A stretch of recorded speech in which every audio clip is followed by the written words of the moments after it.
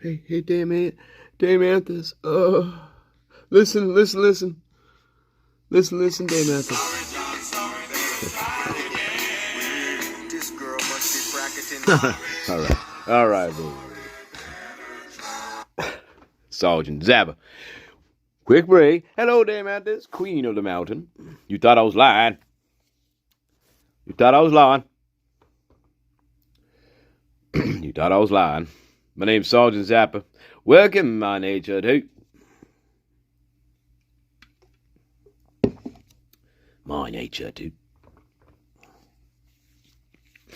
Quick break. We usually do 5 minutes. 5 minutes.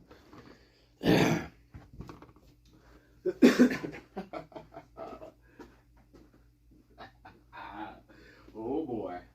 Late show? No, it's a late show. We're not doing a long one. I'm not doing a long one.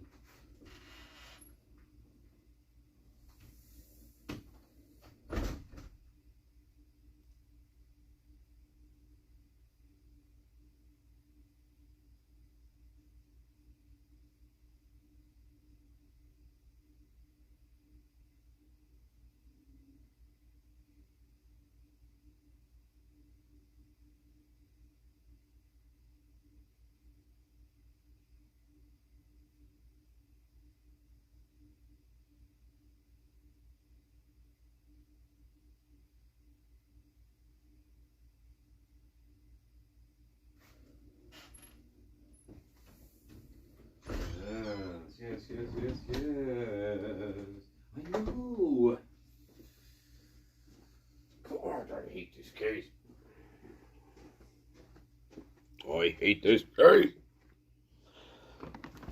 Anyway, I hate it. I hate this case.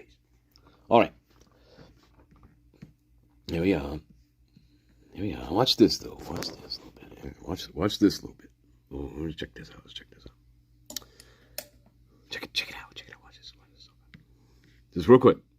What he wants to found. One of the FBI agents in the room, I remember him saying, you always have to look at the family. The phone rang, and it was one of the individuals Right. from our field office, not an agent, but one of the investigative clerks, just calling to notify me that there had been a kidnapping reported in Boulder. He gets the call at 9:30 a.m. and immediately sets things in motion, sending agents to the police station to set up a command center, putting traps and traces on the Ramsey phones. First thing that struck me about the note was the length. Anyway, It's quite unusual to see. no, that's not what we're talking about today.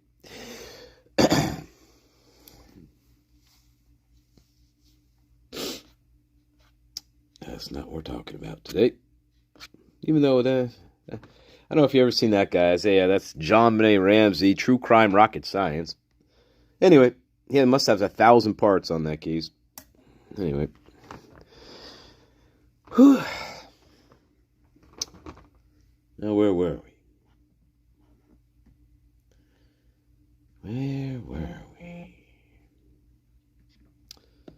Yes, Yesi. Jeez. Half an hour. I skipped around a little bit. December 1st, 2022, called to Yesi. No, we walk, I don't know what road it is, but it's like kind of where, Okay. I don't even know what road it is. I don't know what road it is either. Yeah, so went home, we went to D, and then we went back to and we just went to bed. Okay. She had just said, I couldn't really understand her because I started freaking out and started okay. Everybody's freaking out. So I called All right. So we're picking it up in the morning here.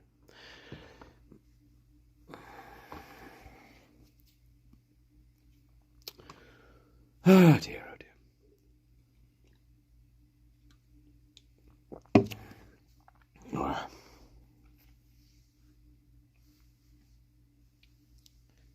Yeah.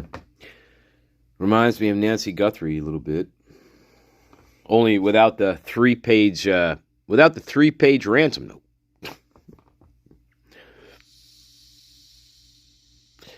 Just, well, actually, no, that's not true. Okay. Anyway.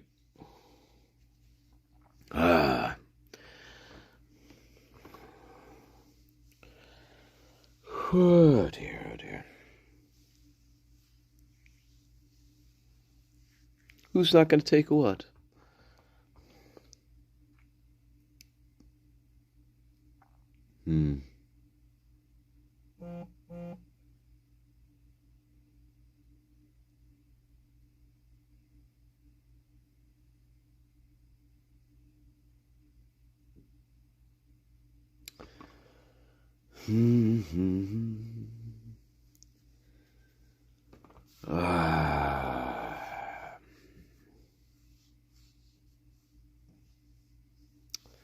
All right.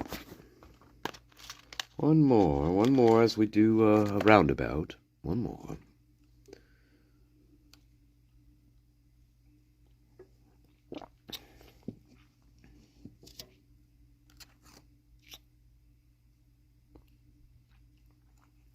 I think that same FBI agent that with John Monet here, I think that same FBI agent said in this another one of his videos here that in his investigation history, that what he saw in homicide cases. Now this is just him talking, right? But he saw in cases where there's homicides involved in a house, you know, with people in it, survivors, people aren't killed, you know. I think he was referring to that. Stuff like that, like cases like that, right? And that the perpetrator or perpetrators, what they like to do sometimes is they like to make sure how they want to control things. And so oftentimes what this FBI agent said is they will have other people try to have other people discover the bodies. Remember that?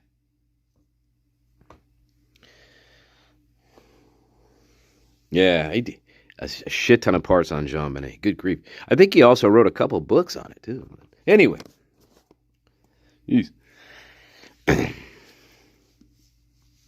Anyway, whatever. Just saying. But I always like that idea.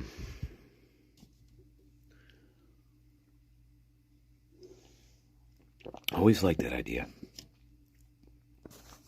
And in the Idaho 4 case, strangely enough, we see that. We see that. We see that. Strangely enough. Yet, what is even stranger is that we have a total outsider confessing, or not confessing, but pleading guilty to the crime. Okay. When all the hallmarks of an inside job, people close to them, so far and so forth, all the hallmarks, I think, are there.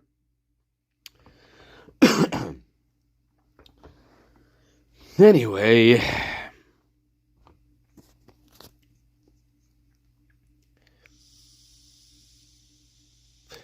welcome, Dame Celestine. Of course, it's not every day, but sometimes. The Prime did the same thing. That's correct. She did. That's right. That's the point. She did that.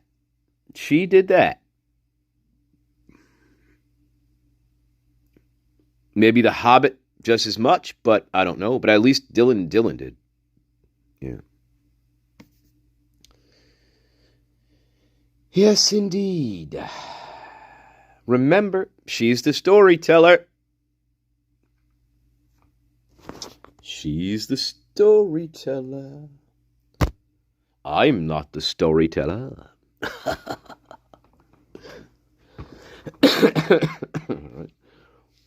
Hey, Hunter, can you come over to the house and, I don't know, find the bodies so I don't have to? Right. hey, Hunter, can you come over with Emily? And I don't know, make sure you walk around the house really good, especially going into Xana's bedroom. Can you do that for me? Hey, don't forget, grab a knife on your way into the bedroom. Yeah. What do you make of that? The whole thing is preposterous. But that's what happened. Supposedly.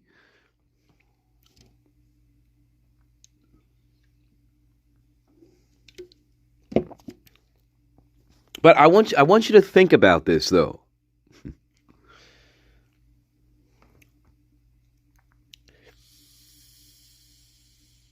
We try to make all these excuses for why somebody would not call 911. We try to make all these excuses for these fucking people. Why? Why are we making excuses for them?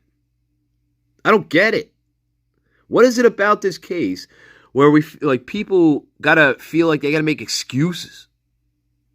I don't get it. You either did something or you didn't fucking do it. I don't understand that. Why? Why in this case? Anyway, whatever. But you see a million excuses as to why nobody calls 911. Why? Welcome, Mrs. John. No, but instead, right, as we know, we want other people to find the bodies. And that's exactly kind of what happened. Kind of.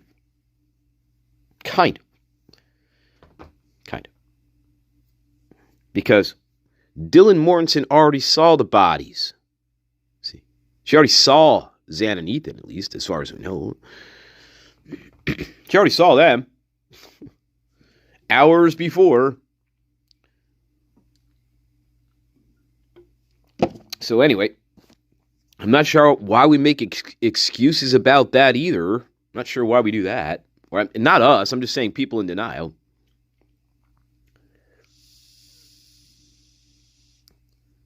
Even when Dylan Mortensen herself says, I saw Xana, I saw her fucking body.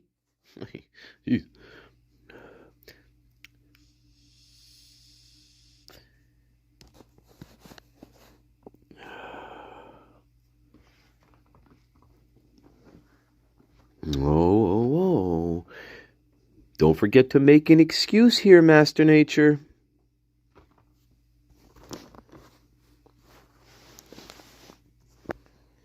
Does she now, CBGF? Welcome, by the way. Welcome, it's been a while. Yeah. Yeah, you know. So anyway, I gotta find that clip of that FBI agent saying it. I like that clip.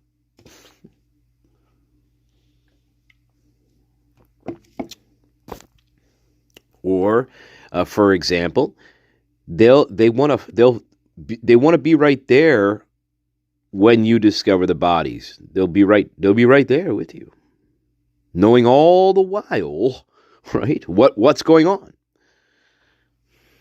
What's up, Ashley Brogdon?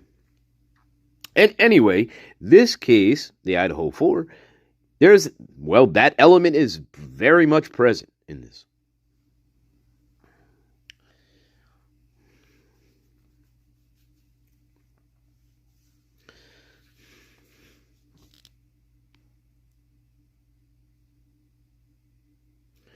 Emily Allant, the cocaine queen.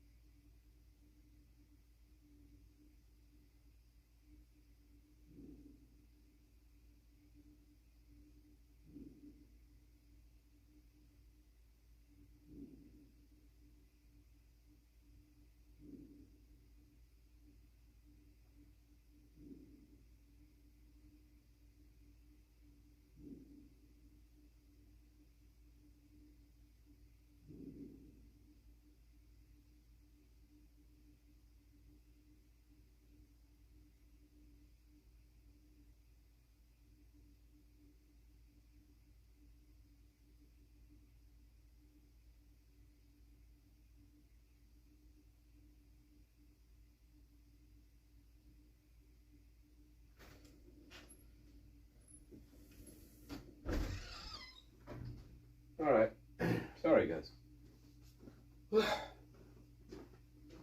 a false start in this one. Jeez. Yesi. All right. This is picking it up from the morning. From the morning. We went to and like with his. We went back to, and then we were there for about like 20 minutes, and then we got the text message that there was a homicide on King Street. Now, supposedly she got up at 10:30. You want to like make sure like you're the ones that you know from King Street are okay. And I was like, oh, okay. So I called. She doesn't answer. I called. She doesn't answer, and then like 2 seconds later calls me back, and then kind of tells me what happened. It was Jim who told you? Yes. It was Jenna. You called, she didn't answer, and then Jim is the one who Jenna. She called you back and told you what had happened.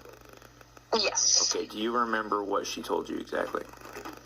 That Dylan went nuts. Said, no. Dylan killed a roommate. I understand her because I started freaking out, and she was really, really scared. But it was like lines against. Saw a guy in a ski mask killed Ethan, and then that's all I heard.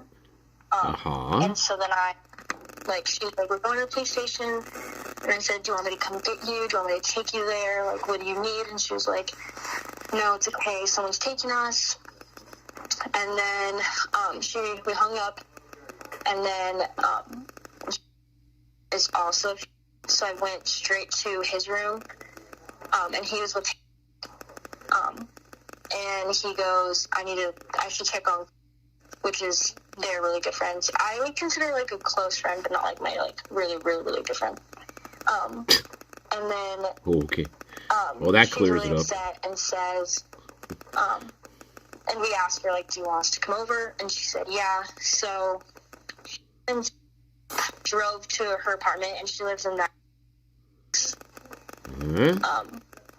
And I stayed there for about 5 minutes, and then I took a truck and was there with them all night until they, like, and a few of them got to go to the hotel after the police station.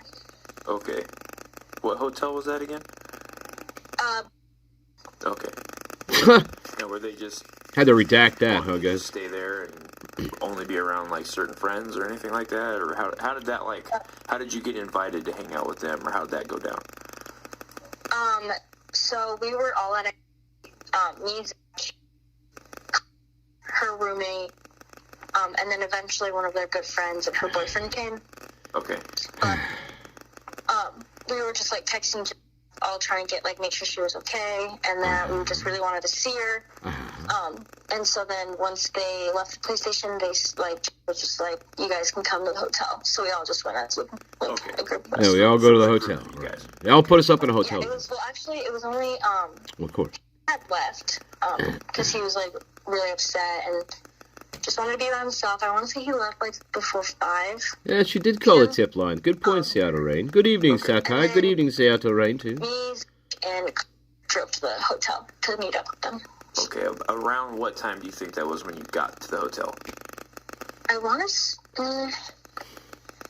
I couldn't tell you exactly, but I do... I did get picked up at around 9:30. So, and I feel like I was there for like a while, so like maybe 7, 6. Who picked you up? So my really good close friends, do you want their last names? Yes, please. Okay, so, and I do have her phone number if you need it. I mean, yeah, I'll take it. All right, wonderful. Oh, dear. This one's exhausting, I'll tell you.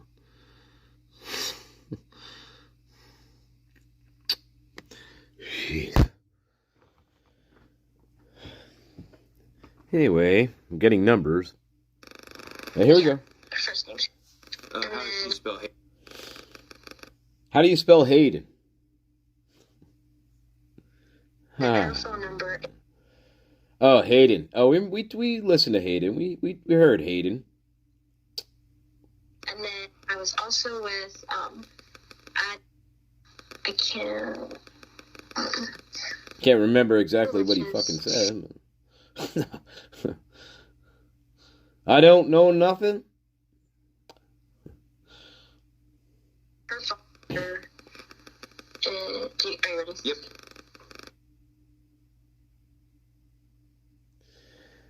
Oh my God! Half this fucking interview is getting numbers. And these are the people who picked you up to go. That's which is all right, but no, they picked me up from the. Oh, gotcha. This is on the way home, or on the way back. Yes. Okay, gotcha. Yeah, so they picked me up from. Hold on 1 second. Make a note. Oh my God! I love the interference throughout the entire fucking interview.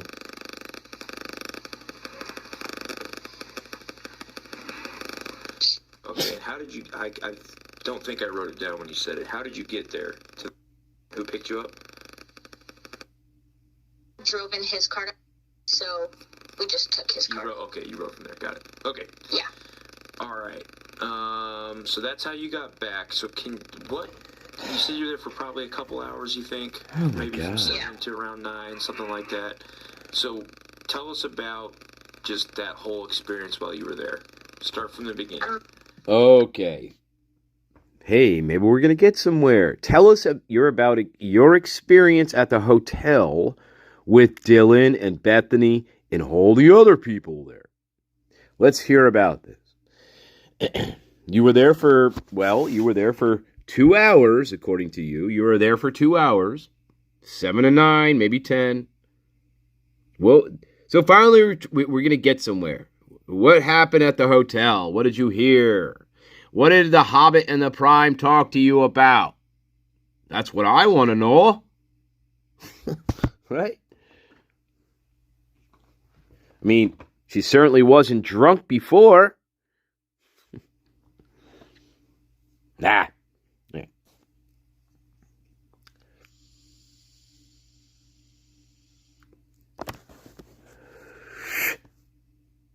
Is she drunk tonight? Is she drunk on the Is she drunk on the night of the 13th?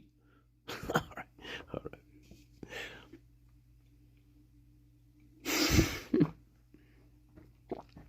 Welcome, Walking Dead. Certainly sounds like something like that. And then you put that with the redactions, and it's like, well, that's just fucking great. I can't understand a fucking word of anything. Jeez. Good job, Idaho State. Yeah.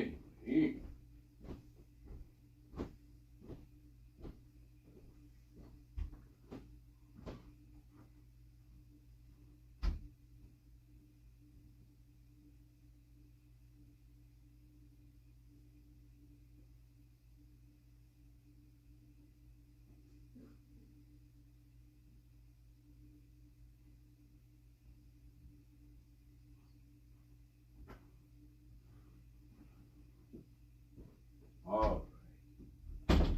Sometimes we forget. It's all right. Even the great master forgets.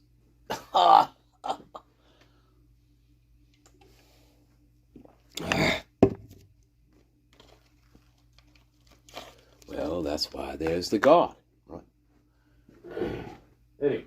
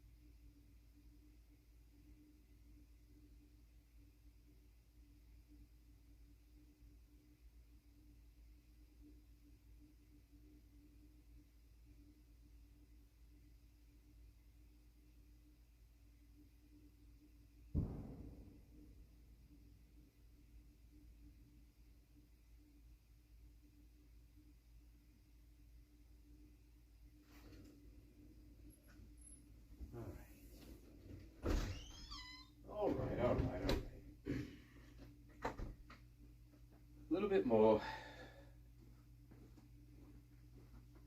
Just some are more frustrated than the others, I'll tell you what. Jesus. Tell me something good. Give me something. Okay, so right when we got there, they were checking in, so we were able to, like, see them right from the get-go. Oh, jeez. They were all, like, very sad, obviously. They started crying more when they saw us. Then we went to the room, and they're with, I don't know her last name, and her boyfriend, and then was also there. Do you know Hunter's last name? I know, like, I don't know them, but I always see them around, and they're always with the, like, I always saw them around, and they're really nice and stuff. Okay. So we're all in one room. They were just kind of discussing, like, okay, we need to tell this person, they don't know yet, and we need to tell this person, and they were just trying to figure out what they were going to do with, like, rides tomorrow, because they obviously all wanted to go home. Okay. So and went to another room, because the police had, like, let them have, like, 6 rooms just in case, like, family needed to stay with them or whatever. And then I was in the room with me and for pretty much the whole night. Yeah, it's really welcome, satire. Welcome.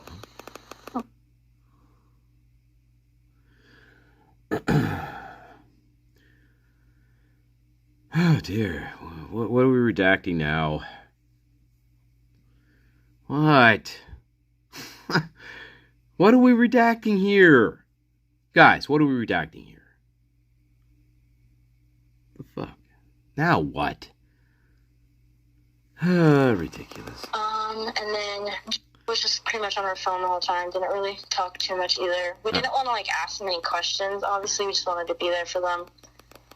But there are times where kind of mentioned some things that she experienced, or like which what? was that she saw a guy with a ski mask. Here we go. When she was in the house. Dylan Morton. The night that it happened. She Ski. mentioned that Right. he made eye contact with her and like didn't like seem to care about her. Like he just like it didn't faze her that they were like making eye contact. She also mentioned that she was kind of like she didn't know if that had actually happened. She was just like imagining things. She just didn't know. Which was kind of strange to me. Just because when we were at I had seen her obviously, and she had also said that she just wasn't really feeling like getting drunk, or it was really hard for her too, and she just like wasn't really feeling it, and she really wanted to leave and go to with us, but she didn't end up going with us, and I don't know where she went. If I don't know where she went at all. She wasn't. Because she wasn't what? I didn't mean to cut you off. No, that's good. And then do you know why she didn't go with you? Like, is there... I don't. I kind of, like, I didn't, like, ignore her, but I was just like, oh, yeah, like, we can go, like, in a little bit. But she was very ready to go. Like, she just did not want to be at Sky, so I think she kind of just ended up going home or something. I don't know. Let me ask you this. When you guys actually left, was she still there, or had she already left? Because, like, she was ready to leave, right, based on what you're saying? Yeah. I didn't see her. I didn't see her after. We kind of were just like, yeah, we'll go, like, in just, like, a little bit, maybe stay a little longer, and then I just didn't see her. Okay, so when you guys left, it wasn't like you saw her and you left and she was still there, like, you guys just didn't see her anymore, and you guys went? Yeah, I didn't, no. Yeah, what's the tip about? What's the tip about? Dylan? Dylan did something. She didn't want to stay at Sigma Chi. She didn't want to stay here. She wanted to go, and she wasn't drunk. That's important. She wasn't drunk, according to Yesi. And now we're redacting again, guys. Look at that. The most important pieces we're redacting. Why is that? About Dylan fucking Mortensen. Every fucking time. Anything to do with the prime, right? Fucking redacted. Still redacted. Why are we redacting this? Oh, God.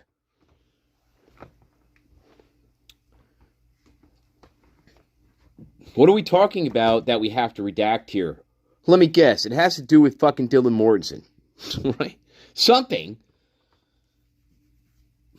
Well, she's talking about Dylan Mortensen.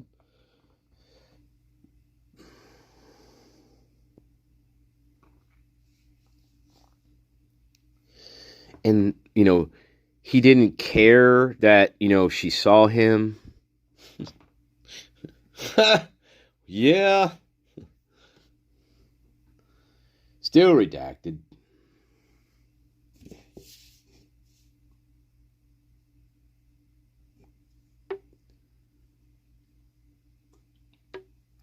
That's right, satire.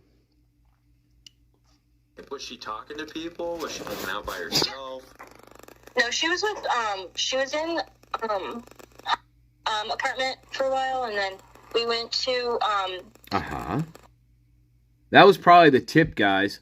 That they fucking redacted. That was probably the tip. And she was in there with us, and she was just like, Ethan was talking to us, and, it was just very chill and, like, relaxing. Okay, so I guess what I'm getting at, was she participating in, like, people's conversations and things, and she was just kind of bored and wanted to leave, or was she kind of, like, absent, even though she was there?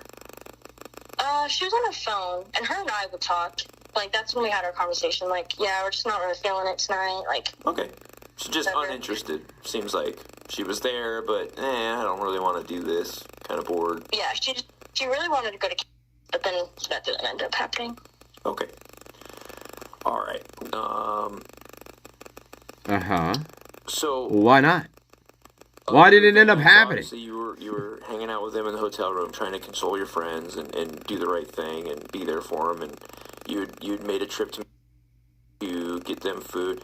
Once you guys and them especially, like in some of the other core group, once they checked in, did they go anywhere after that, or were they there at the hotel for the rest of the night that you know of? They were, they were there, but Yeah? But what? From what she was, like, talking about through the whole day. And when we were at the hotel, she was like, hey, Zach, do you want to go with me? And he was like, yeah. But then I had left around 9:30, so I don't know, like, whatever happened with, if, like, they ended up getting him, if he got a ride or anything like that, so. Okay. So you were there till around 9:30, something like that. Anything else that anybody talked about? Is that it's at the very end? What they had heard, any other stories from, like, anything like that? Yeah, they had mentioned that Kaylee had a stalker. Was very, like, uncomfortable because she felt like she had, like, a stalker. They told me a story that one time that at she was Winco, at Winco, and she saw a guy, like, following her out to the car. When she went to her car, and her car was, like, parked, like, pretty down far, like, in the rows or whatever. And that when she, like, got in her car, the guy was, like, right there, like, I don't know, trying to get into her car. That, like, she just, like, saw him, like, very close to her car. Was she by herself? What? Was Kaylee by herself when that happened? I don't know. Okay.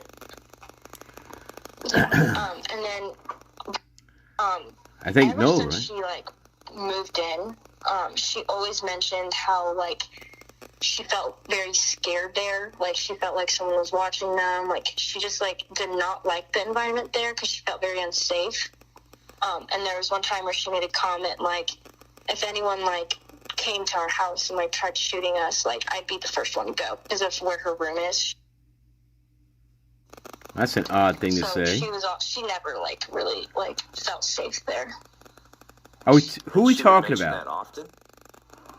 No, she just, like, mentioned it, like, once. She was just like, yeah, like, if anyone ever tried coming in here, like, I'd be the first one to go. Who mentioned that? Kaylee? Kaylee said Dylan said that. Kaylee didn't say that, did she? Who brought up the stalking thing? Who was it who said that? Dylan. I want to say it was, and then, they all kind of just like, yeah, like, I feel like it was the only one talking, like, that, when we're at. Uh-huh. Let me And, ask, like, sometimes would, like, chime in a little bit, but it was very, like, yes or no, like, yeah. Uh-huh. okay, let me ask you this. Okay, How well all right. did you know? I don't know, guys. I don't know if I'm going to the dentist today or if maybe I'm going to the dentist tomorrow. It feels like I'm going to, or something. I'm going to the dentist, guys. I don't know. Guys, are we going to the dentist?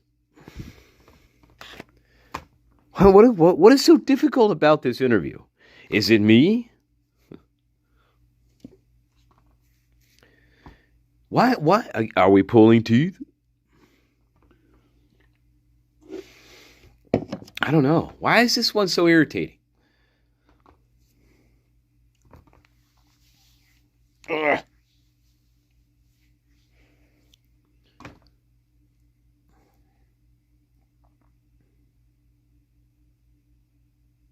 So, Kaylee, she knows about the Winco stalking. Everybody repeats the same thing. The story came from Dylan Mortson. You can't ask Kaylee about it. Anyway, so all the people who didn't know Kaylee, if Kaylee didn't tell them it directly, I guess it came from Dylan Mortson. She's the one talking in the hotel room.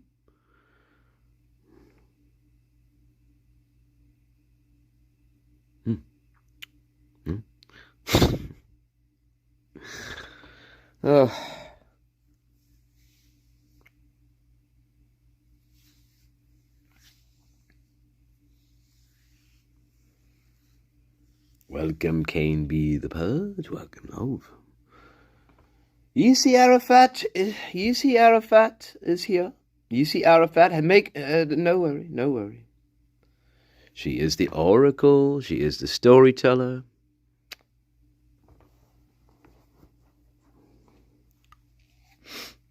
She is the relayer of information.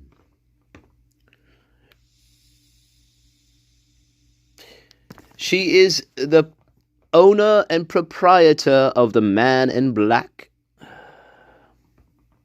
Owner and proprietor.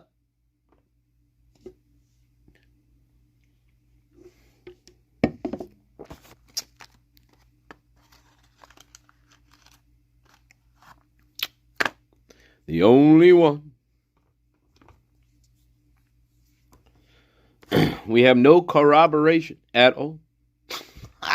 Hey, Moscow, you realize that, right? Yeah. Anyway, I know.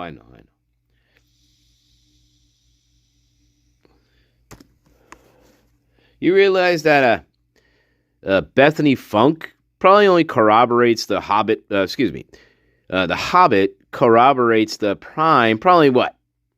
I don't know, 20% of the time. The rest of it's like, well...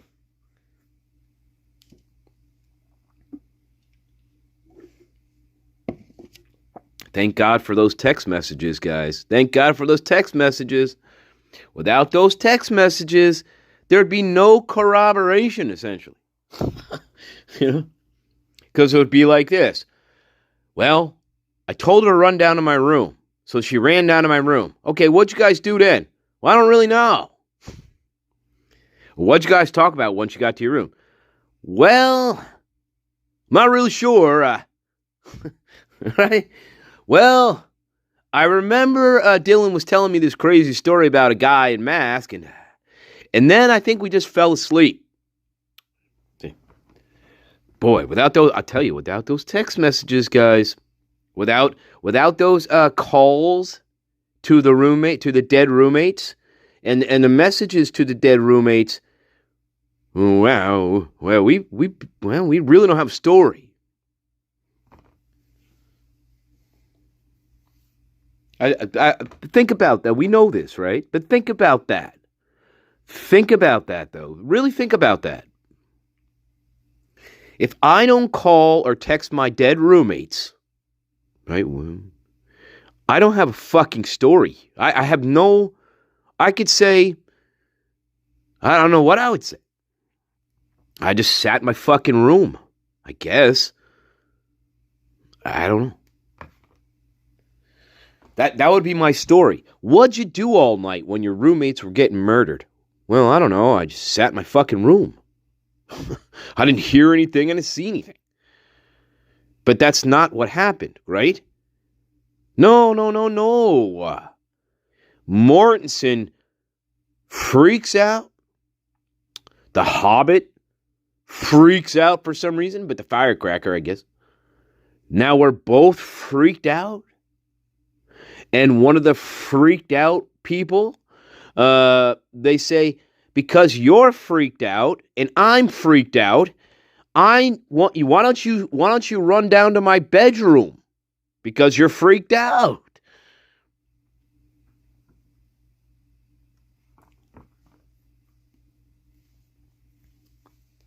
So we're freaked out, I guess, sitting in a bedroom, and then I guess our adrenaline settles down. I don't know. And then we just fall asleep. And then sometime around 7:30 a.m., the Hobbit wakes up. She doesn't know if Dylan was awake at this point, but the Hobbit wakes up around 7:30 a.m., starts calling her dad, remember? Starts calling her daddy. Like the Odyssey. My daddy's coming back. My tooth hurts. Anyway, that's for all you new Odyssey junkies out there. My daddy's coming home, and you're going to be sorry. All right. Thank you, Nolan. Thank you, Christopher Nolan, for selling out your soul to the devil. All right. My daddy's coming home, and boy, you're going to be really sorry when he gets here. I love you. Hey, I love you. Where you been?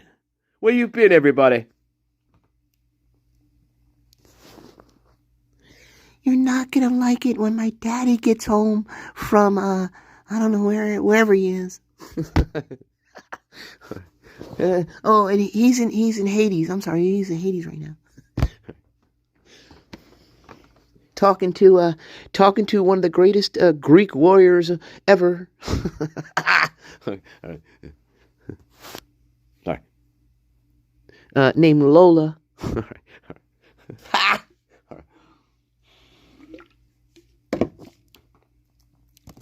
Now, this is just a rumor. Now, listen to this. This is just a rumor. Okay. Excuse me. Now, this is very important here. Now, listen.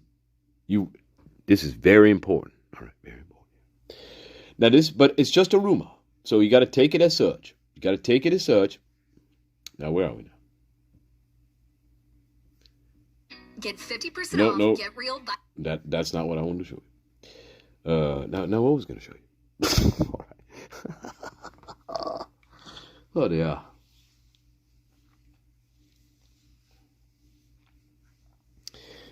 It will come to me. Blind.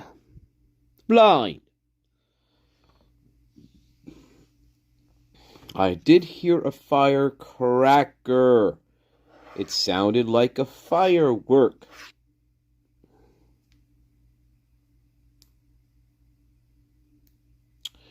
Again, that would... Welcome, Pinto Sack. Yeah, now we're talking. Anyway, let me guess. When it hits something, does it explode? Anyway. Hey, baby. Hey, that's a funny joke. Listen to this. Listen. When your sack, if it hits in the back of the sack, Does your sack explode? I love you, Mrs. John. Mrs. John, I love you. No, Dame Josephina. Dame Mrs. John.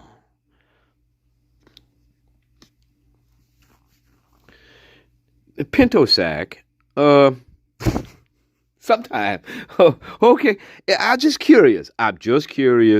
Sometimes I ask weird questions. It's okay. You're welcome to the garden. Welcome to the garden. All right. Just watch when you hit the sack. If it hits in the wrong part, it may explode. All right.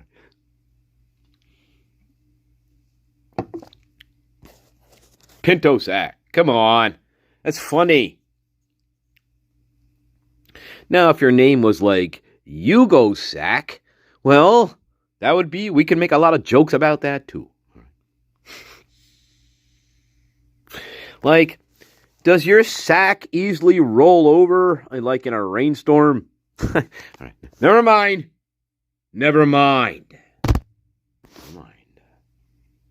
A mild wind blows over the sack. Like, I don't think we're in Kansas anymore, sack.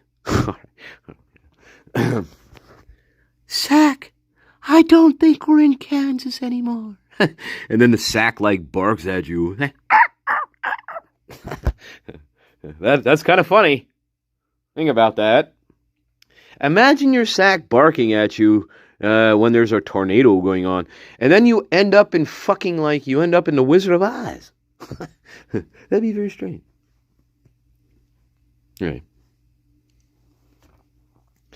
Moroccan moon dust, baby. Anyway. Welcome, everybody. Welcome.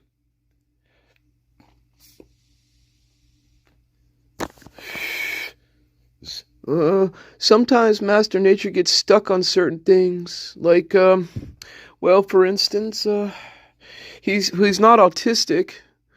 God, he doesn't have Down syndrome. We did think he did that.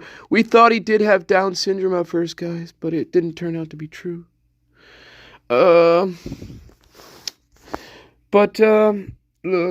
to evade the IRS, you gotta change your name to Slobodan Milosevic Brittany Fernandez. You gotta do it, guys. It's the only way. It's the only way. Trust me, it works. And listen, I'm a dead 6-year-old little boy. I mean, who are you gonna listen to? Your tax consultant or me?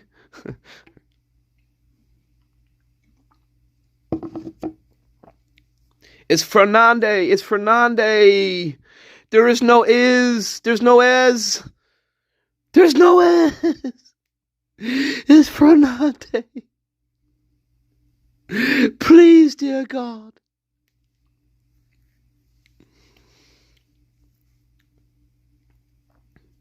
I beg you to go back and look. Unless it got cut off in the fucking Google. Unless it got cut off. Maybe it is Fernandez. Fernandez. Maybe it got cut off in their like Google charts that they're putting out on the cell phone records. Maybe one of the columns. Hey, you're right. Maybe one of the columns got cut off, and it actually is Fernandez. and it reads like Brittany Fernandez. Maybe that's why. Probably. Wait. It is Fernandez. You're right. They cut off the fucking Z and shit. Because they don't, well, first of all, it is Little House on the Prairie. Right. We don't know how to write.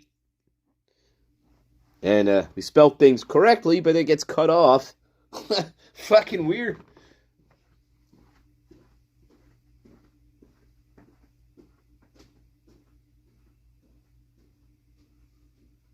Anyway, riding away by the Terminator. Oh my God.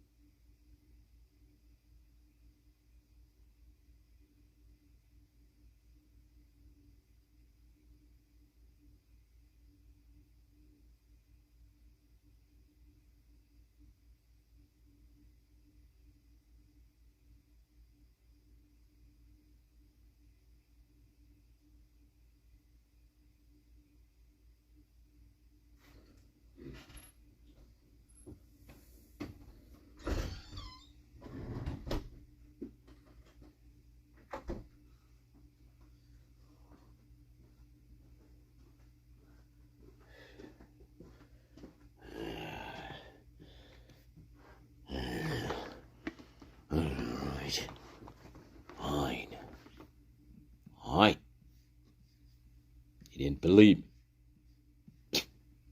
U.S. Bank Business Banking gives you dedicated experts and tailored. And believe me. Fine.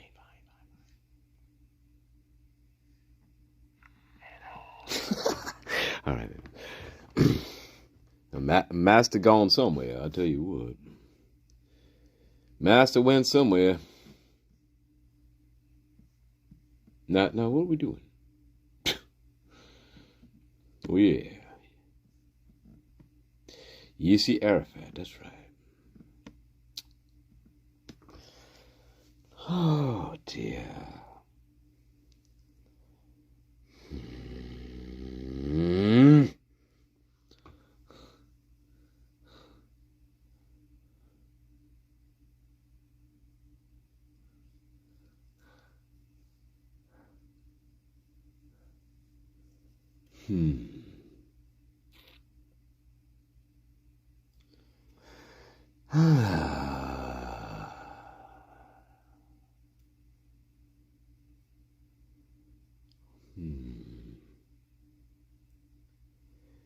Yes, sometimes we have to clear our heads a little bit.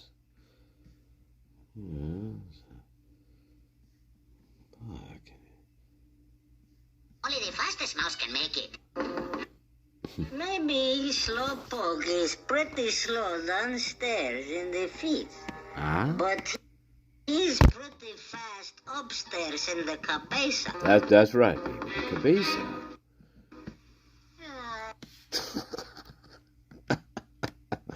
This is called a mind eraser. All right, listen. Downstairs. Listen, mind eraser. But he's pretty fast upstairs in the cabeza.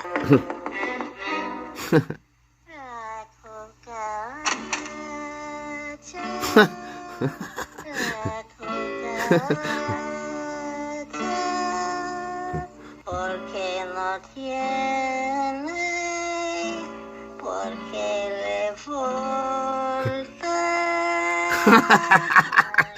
Oh, God, I love you. Casa de Gonzalez. I love you, Casa de Gonzalez. I love you. I love you, baby. I love you so much, babies. You don't know how much I love you. You really don't. You have no idea. Oh, my God. Oh, my God. Anyway. Don't worry about the faggot. I take care of the faggot. All right. Yeah, Jose Cruz is correct. Yeah. Hey, shut up. Hey, Christy, shut up. Hey, right? Shut up, Christy. Oh, my God. Christy, no, we're not going to the fucking casino. Shut up. But I want to. Jesus. Me, I have a crush on Dylan. It depends which one you're talking to, baby. It depends which one.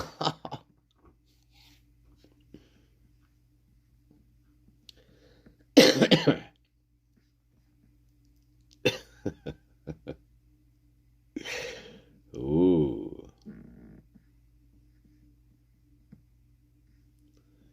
Yeah, anyway. Oh, I'm sorry, I forgot. I'm sorry, guys. I'm sorry. I was talking about the Odyssey. And,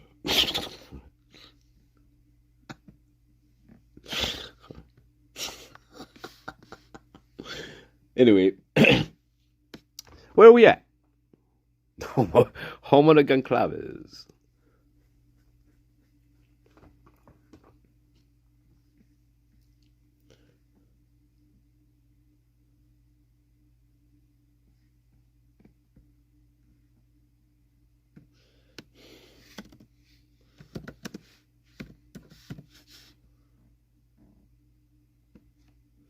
Oh, dear.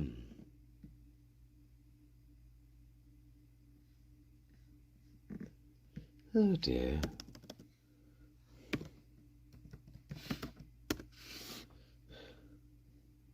about this? Oh, dear. Yeah, fuck this. All right, let's carry on. We'll get there eventually. Let's carry on.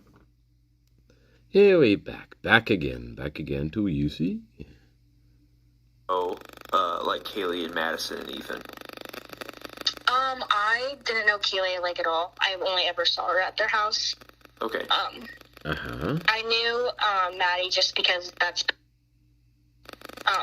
she introduced me like the first like tailgate our freshman year. She was really like everyone said, she was really sweet, very like welcoming. I would never like have like long conversations with her, but I was closest to Xana just because Xana's a very like outgoing, like loves giving hugs when she sees people that she like seeing, and she'd always like hug me and like get really excited when I come over. And then Ethan, I didn't really get close to him until he started dating Xana. And like that night that we were at, that's when like him and I, like that's when like I actually had like a full on like conversation with him. So how long had they been dating? Do you know? Since last year during like the spring, I want to say. Okay. What'd you guys talk about? Does like dinner? Are they currently dating anybody? Or were they at that time? Or? Yeah. Was dating, right?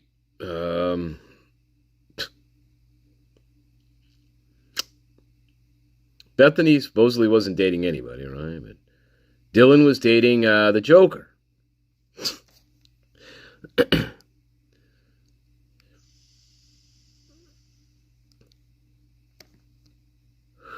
That is a type of Did you know if like Kaylee or Madison had boyfriends or anything like that? Yeah, Maddie did have a boyfriend. His name's John. Do you know his last name?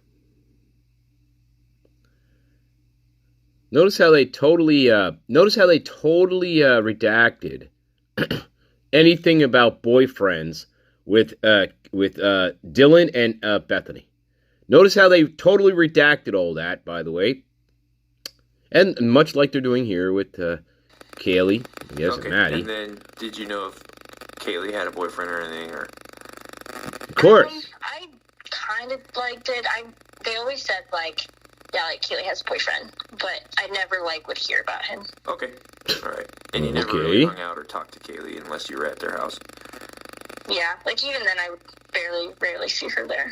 Okay. How often do you think you'd been in that house? Like, is it some place you'd been often because you knew, and stuff, or were you never really there that much? Like, how often would you say you were there?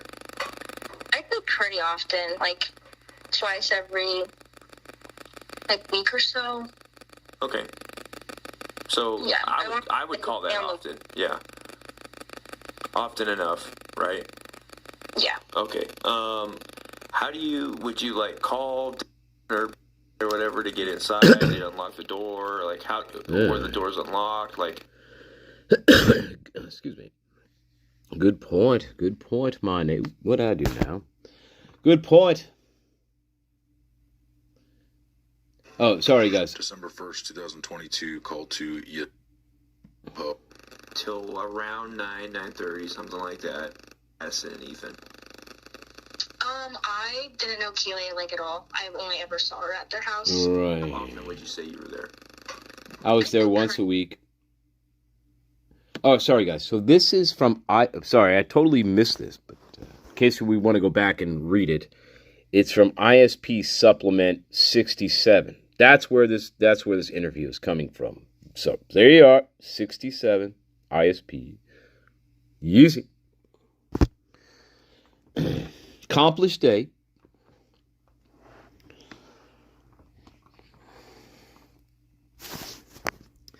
Accomplished day.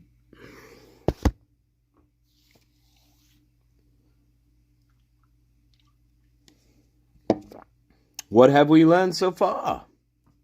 Well, I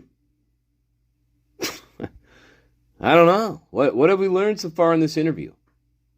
What did we learn from this? Dylan wasn't drunk? Well, we're going to note that. I don't know. Depends on if you, it depends on certain things. Who did you rule out and who did you not take seriously as a suspect? Who did you rule out already?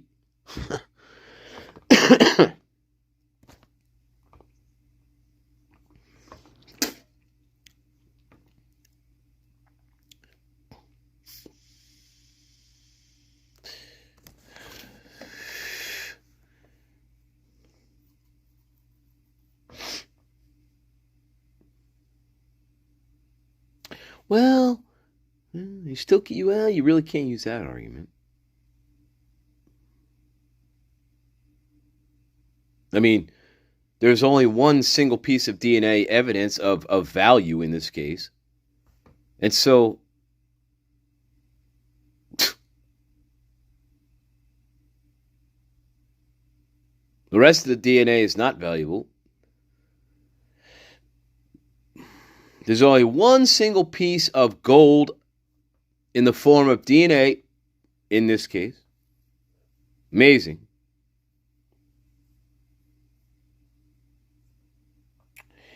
In as bloody of a crime scene as we are led to believe it was in the two separate areas of the house, amazing how there was virtually 99% of DNA that was found was totally not relevant. I found that extremely hard to believe. But I think that's what we're going to have to believe here. 99% of the DNA that was found about this case, inside the house or wherever, was fool's gold. It wasn't gold at all. There's only one gold nugget of DNA in this case that was found. And that gold nugget, that sole gold nugget, happened to be the one to put Brian Kohlberger away forever. The only gold nugget. It's very difficult to believe that for me.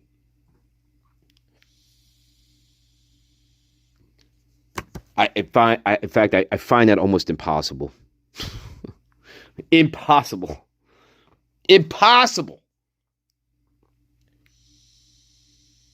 Look, it's not like I'm going in and shooting them with a dart full of poison, right?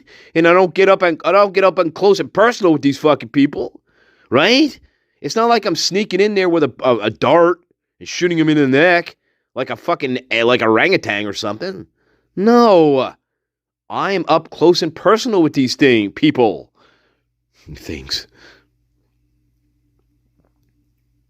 I'm up close and personal. And I'm hacking away at these fucking people. I'm hacking away at them. I'm hacking away, guys. That's what I'm doing. I'm hacking at them.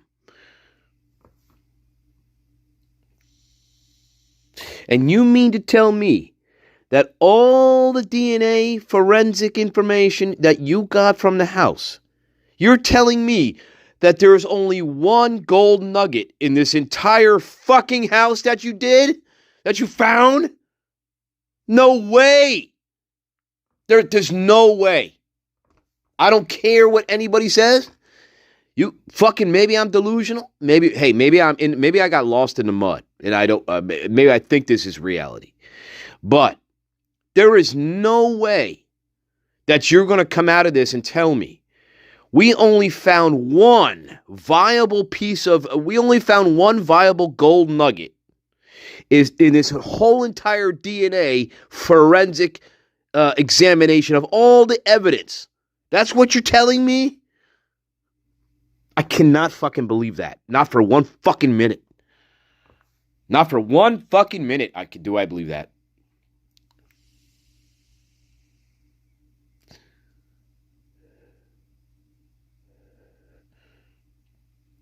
I mean,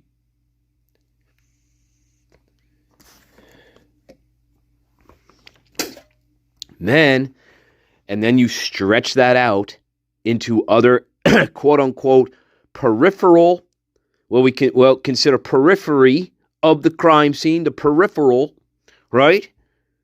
And we don't find any gold nuggets there either, guys.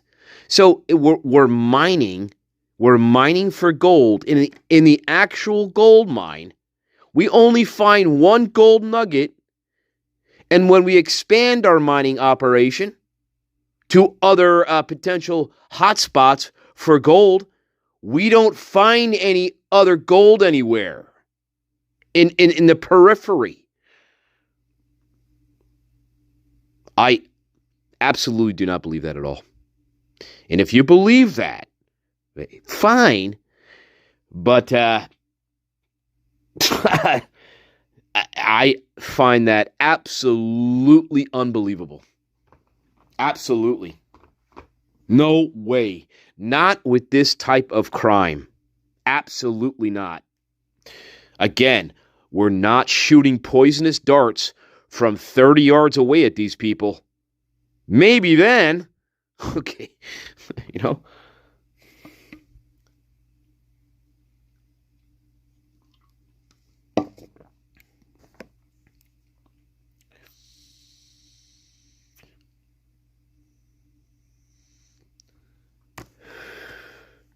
No way. No fucking way. There is no fucking way, guys. There is no way I'm doing this. There's no way, excuse me, there's no way I'm getting cleaned up prior to entering my car. There is no way how am I doing that? If I stand in the house too long, Dylan Mortensen, the girl I just left alive, by the way, she may be calling the police on me right now. I don't know what she's doing. See? People think they're so fucking smart. But listen to this. They really do. But listen to this. And this is one of the greatest mistakes in this case. If I know that Dylan Mortensen sees... Excuse me. Fucking hell. Excuse me. If I know that Mortensen sees me and I see her, well, guess what? I don't know what she's doing after this point. I'm assuming she's in her bedroom, okay? But I don't know what she's doing in her bedroom. She could be calling the police on me. So, considering that, I don't know what Dylan Mortensen is doing because I let her live, okay? I have to get out of the house. However, I have a problem. I have fucking bloody clothes on. Whatever I'm using to commit the murders, I got blood on me. I absolutely have blood on me. There is no way that I'm not going to have blood on me. Okay, no way. So what do I do with my clothes? Do I stand in the kitchen and take them off, knowing that Mortensen is in her bedroom because I didn't kill her? Okay? So I'm standing in the kitchen taking off my bloody clothes, putting him in something. I have to put him in something. I didn't leave him at the crime scene. Right? So I have to put him in a container of some sort. I had to put on new clothing, or else I leave the house naked in the middle of November at 4 o'clock in the morning, possibly. Do I leave the house naked? Do I? If I leave the house naked, well, I have to have a change of clothes in my car. Or I'm not driving around the neighborhood naked, am I? No. No. That would be really stupid of me. So anyway, because the problem is I left Mortensen alive, and I don't know what she's doing. She could be calling the police on me at that very moment that I know she's in her bedroom. She could be calling the fucking cops on me, guys. I don't know what she's doing. I'm not a psychic. Right? So, because I left her alive, now I've kind of fucked myself a little bit here. Now I got to rush maybe a little bit. Perhaps. But again, I'm going to have to fucking change my clothes at some point. Whether it's inside the fucking house or it's at my fucking car. But I got to change my clothes somewhere. I'm not sitting in my car in my fucking bloody clothes. No, that would be ridiculous. Because I'm going to have to wash all that out. Remember we talked about this. I'm going to have to fucking make sure there is absolutely no blood, no hair, no nothing in my car to feel confident enough to drive it around everywhere and be seen. So I would have to feel very confident that my car is totally clean. And I don't know, guys. I mean, I don't know. That would take a lot for me.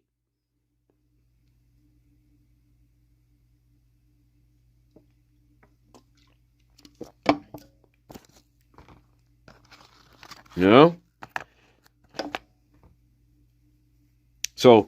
So what? Well, then I got into my car relatively confident that I didn't track any blood or anything with me into the car. I'd have to feel very confident about that. Which means, A, I was naked driving my car around, right? B, I was absolutely 100% certain that the bloody clothing that I took off, the container that I put it in, 100% fucking like leak proof, that it's, the container I put my shit in, it's not going to spill out anywhere in my car, right? It's not going to leak if there's blood anywhere. It's not going to, whatever.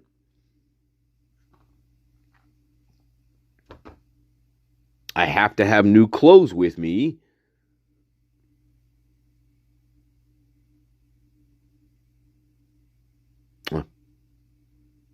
So it's, I don't know. Anyway.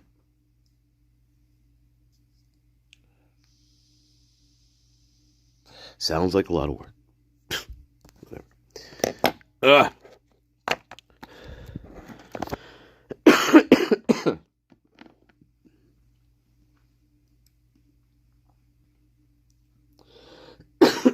Fuck.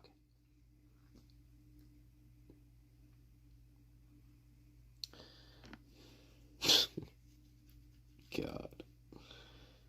Oh my God.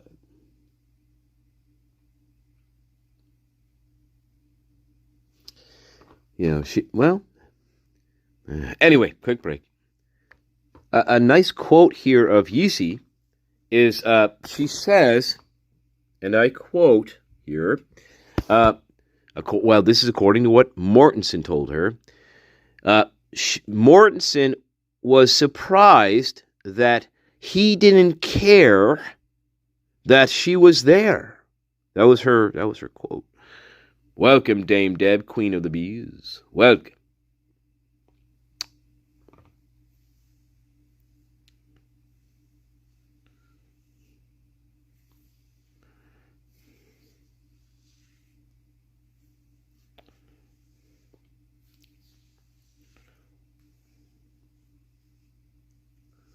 They walked.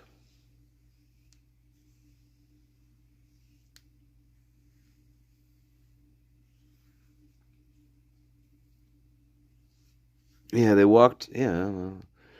Yes.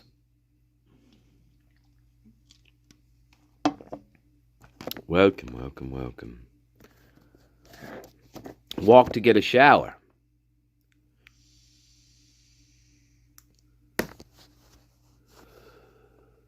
Yeah. Walk to get a shower.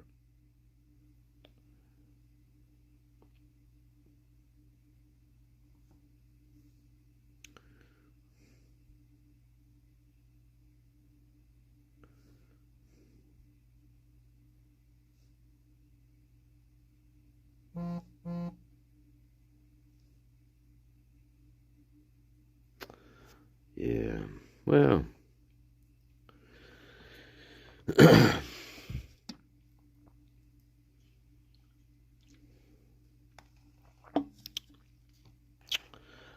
Yeah. I think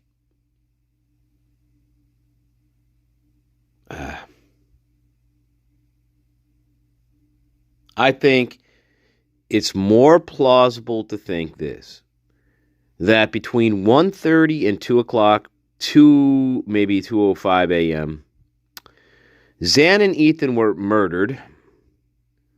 They were in their room, and Kaylee and Maddie got home. They were unaware of course, they were unaware of that. Bethany and Dylan were there. They were upstairs and all this with Maddie, and then we get into a bunch of shenanigans. And that's where, to me, that's where it goes off the rails. It's very easy to, first of all, number one, it's plausible to think that Maddie and Kaylee, it's plausible to think they had no interactions with Zan and Ethan that night because they were doing separate things. So, them not communicating with each other that night is plausible. You know, Maddie and Kaylee, they were at the bar, right? Doing adult 21-year-old things like drinking at the bar. And the youngsters, like Ethan and Xana, they were at the parties. So, we're talking light years away here, okay? So, anyway, just consider that. So, there is a schism here that happens between the four of them. There's a schism that happens.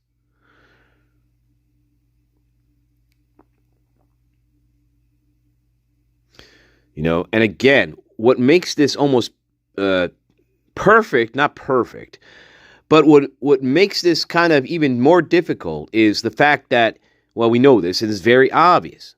We cannot question the other two roommates because they were murdered as well. So we have no corroboration of information between anybody. All we have is the Hobbit and the Prime. That's all we got. Right? Obviously, we can't go to Kaylee, Maddie, Ethan, or Xana about this information to see if it's correct or not. And that's almost the perfection of this. It's sick. Listen, it's sick. I agree.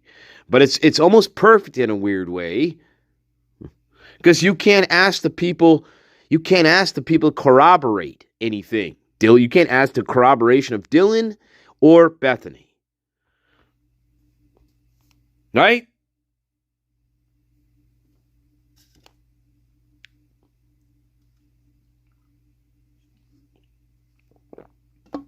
Which is completely fucking ludicrous when you consider the fact that supposedly the perpetrator actually saw Dylan Mortensen and again did not do anything to her.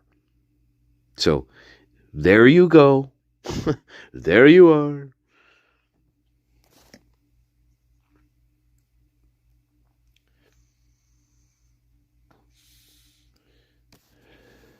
Again, the odds, what would be the odds of somebody who just did all this murdering to your friends? What would be the odds, if we had to make odds on this, what would be the odds of coming face to face with somebody like this and them not coming after you?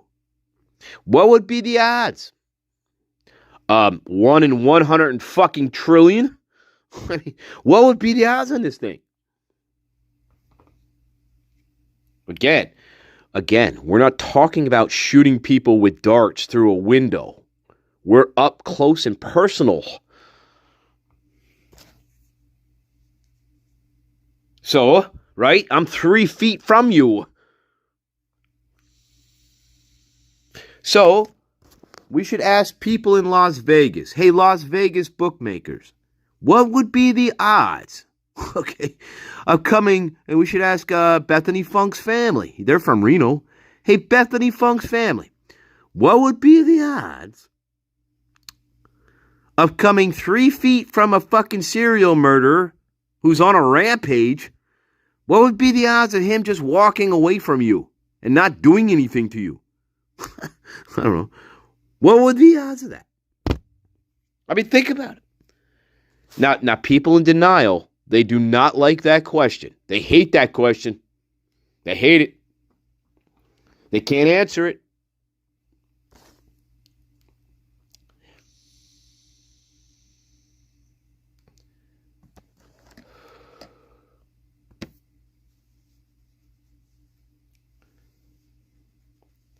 Well, then here's what you're left with. Well, it's impossible.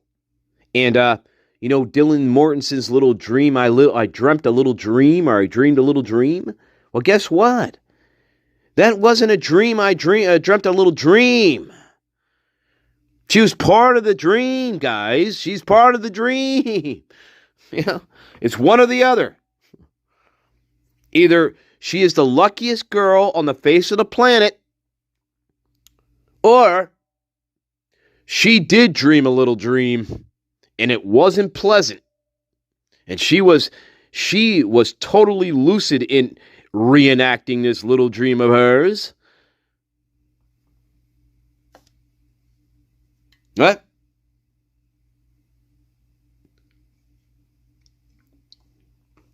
I dreamt a little dream. Everything's a dream. I went to Broadway. Everything's a dream. Ha! Right? What right? Sure. But here we have Yesi Araujo saying, well, that's funny. Dylan Mortensen wasn't drunk, as far as I could tell. Weird. Anyway, hey, I love you. We get there one of these days, people in denial. We get there one of these days. Secret relationship. Anyway, we get there one day. Oh, it is tiresome. It gets tiresome, that's it.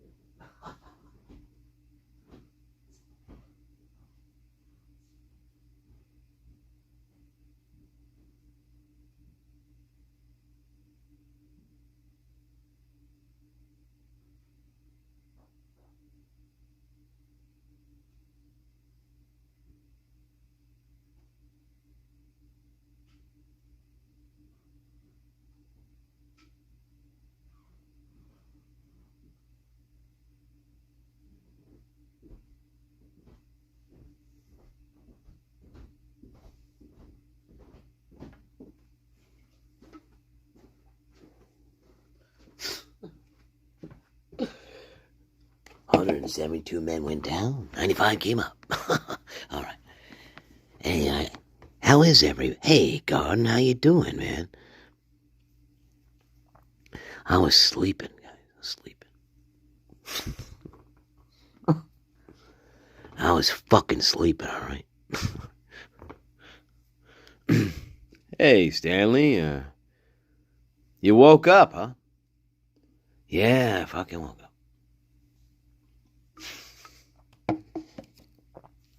All right.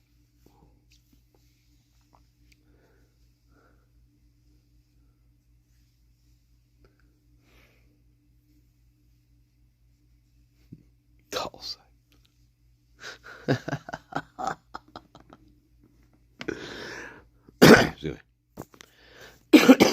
Good.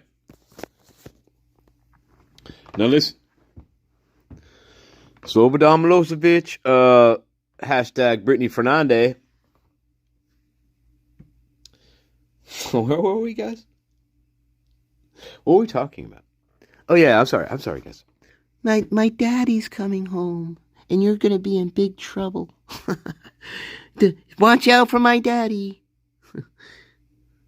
Oh my God. Guys, Christopher Nolan, you sold your soul for rock and roll, baby. That's right.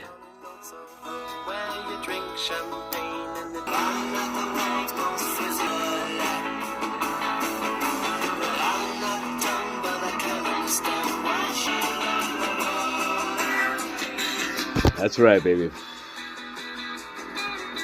That's right, baby. Don't push her away too hard. Or she'll rip your face off. Anyway, let's go ahead. Anyway. Welcome, Creamy Road. Welcome. Where are we now? Anyway. I heard that's in the Odyssey as well.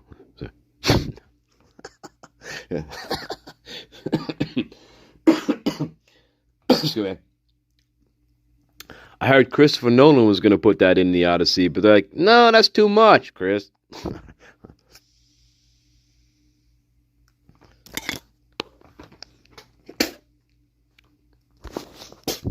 Right. Thank you very much. Thank you. Oh, thank you very much.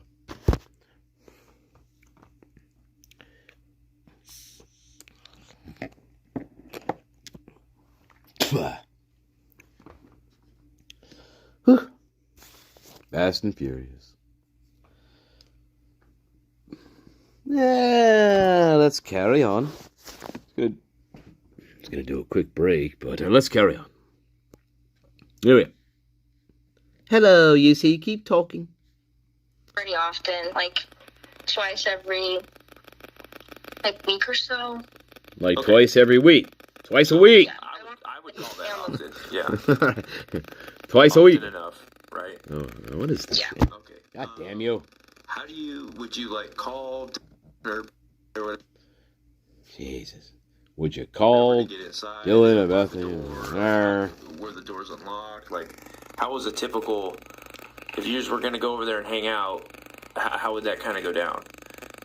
I would always call Jared to come get me before I even got to the door, just because I didn't want to walk upstairs by myself with everyone there. Gotcha. Or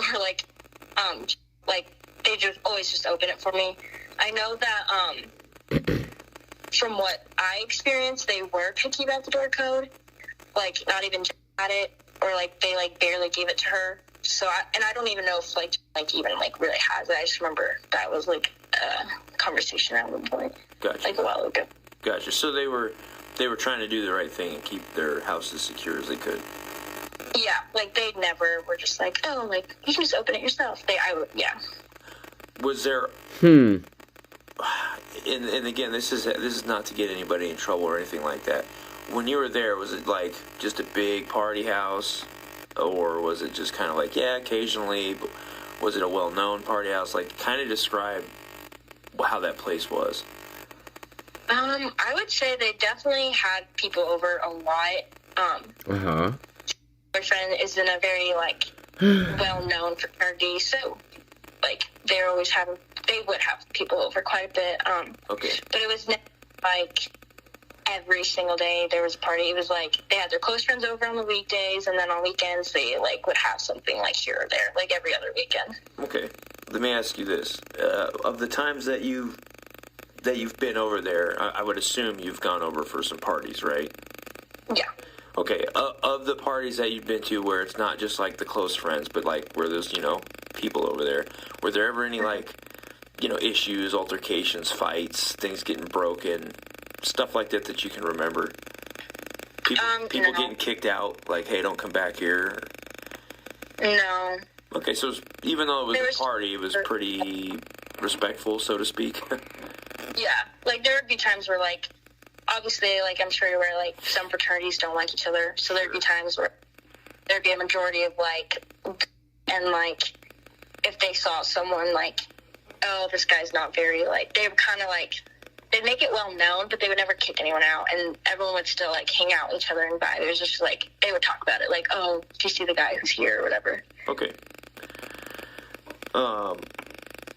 Okay. Was there a party there? Jesus Christ. That Saturday night? No, but on Friday they had their. I'm sure that's always been. Pi formal, and so everyone went over to their house. Like, quite a bit of people went over to do like a pregame before we went to the formal. Oh, okay, I got you. So not that Saturday night, but the Friday night they had some people over. Yeah. Okay. All right.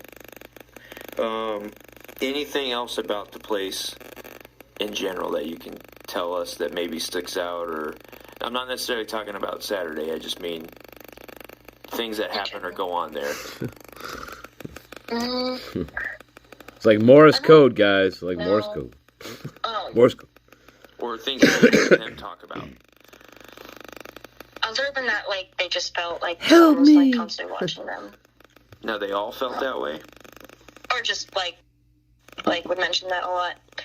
Do you know why she would say that? Like, did she ever tell you about, or like give you an example? Yeah, she just felt like weird. Like, it was kind of like a feeling for her. And like where their living room area was, they had like no like what's it called? Like Cameras. Where like the front door is, like where you can like see from outside to the living room. Mm-hmm. Like, I felt that way. I was always kind of like weirded out that we could like see, like I could see people before I would even go in. Oh, you mean like no blinds or something like that? Yeah, like it was very like open, I guess. Okay, I got you. Okay. Anything? Welcome, Ellie Ryan. Oh no, double trouble. Stuff. Welcome, Pretty again.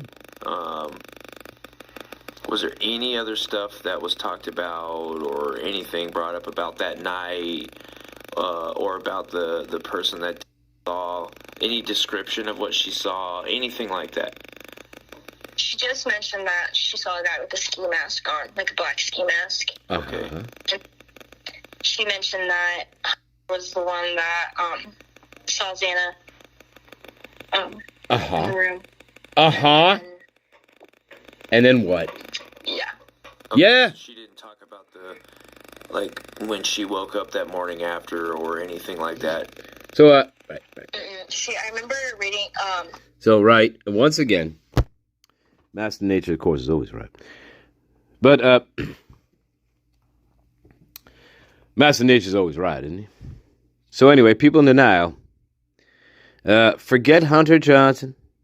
Forget 911. Forget Officer Nunes. Dylan Mortensen was the one to see the body, the first one.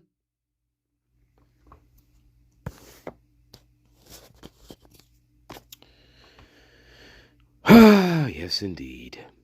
Not only once, but twice, as far as we know.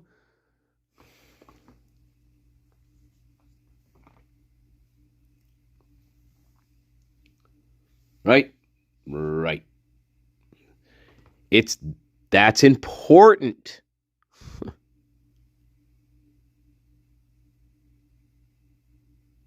Hunter saw Xana later.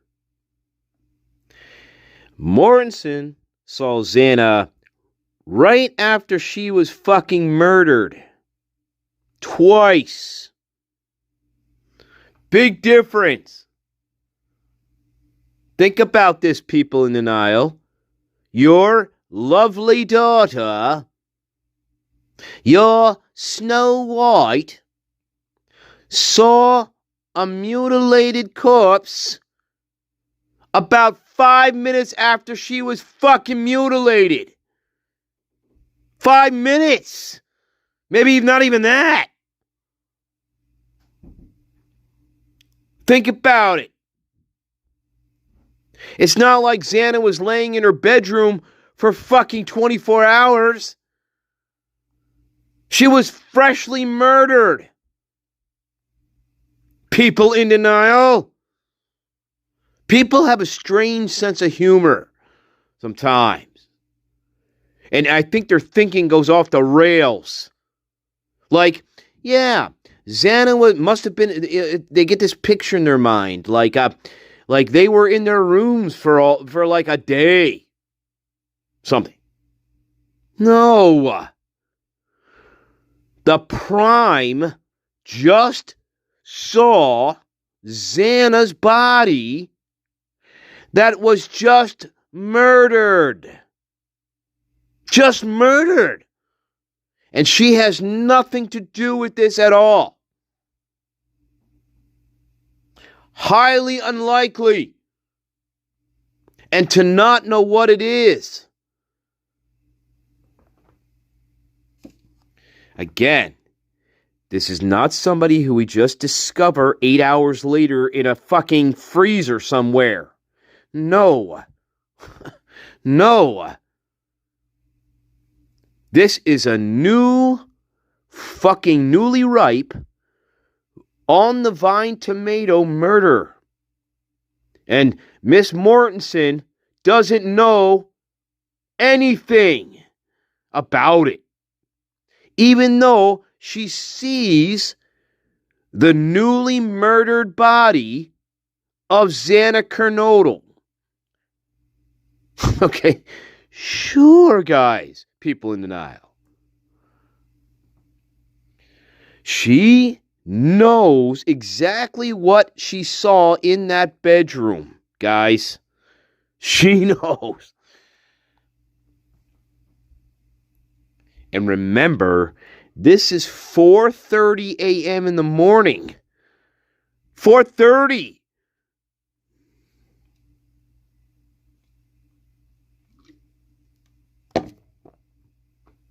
And you don't arrest her, and you do not arrest her.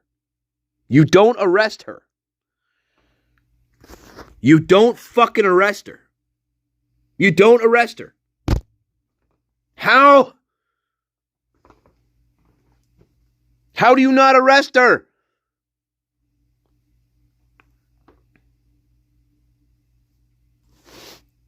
How do you not arrest her, the Hobbit, Hunter Johnson, Emily Allant? How do you not arrest these four right off the bat? I don't know. Yeah, you probably get sued. No, you know what I'm saying? But I'm just saying.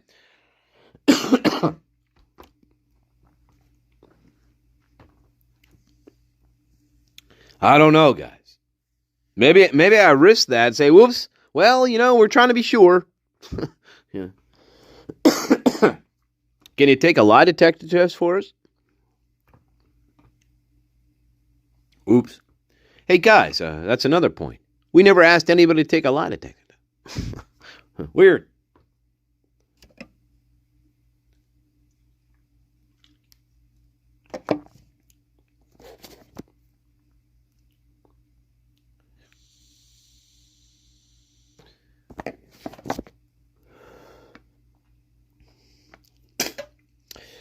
I so wish this was like a real investigation. I so wish that somebody had the bright idea to say to Dylan Mortensen, hey, Dylan, that's all well and good what you're telling us, but would you mind taking a polygraph test for us? I wish somebody had that great idea to ask that question back then. Just out of pure insight. Hey, Dylan, would you mind taking a polygraph for us?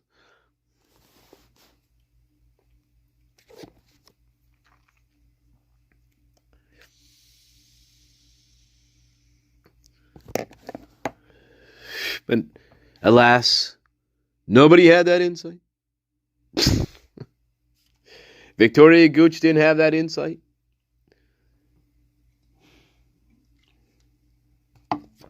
Alas.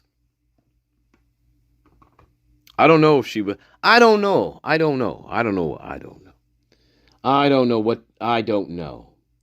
It's always been a rumor. Dahishi. Dahishi's gonna come for you. It's like the Cyclops. Master Nature, oh my God. It's like the Cyclops, Master Nature. Only it's a gigantic he-she. Come, I don't want it. I don't want it. Take it away from me. Oh my God. I used to have terrible nightmares.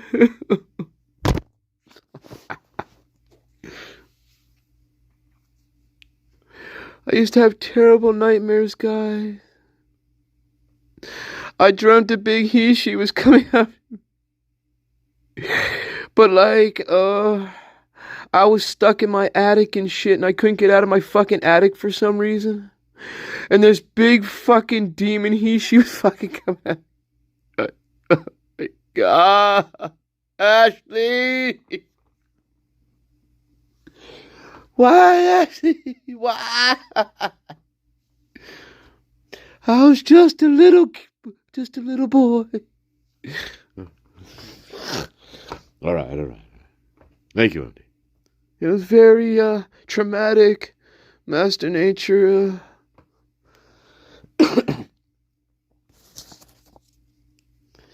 Yeah, I hope it comes out, Dame Deb. Dame Deb, I hope it comes out. And my nature, too. Now you're confusing me. Fuck. What does that mean? Now I have two of you? I can only handle one. 4 into 1. Quadrophrenic. I'm quadrophrenic. Don't you know that by now? How many videos have I made? Flowers in the attic. There you go. Maybe. Flowers in the attic. That's interesting. Welcome, Dame Athos. Again, Queen of the Mountain Garden. And the things that dwell below the mountain top. Welcome, Tilly732.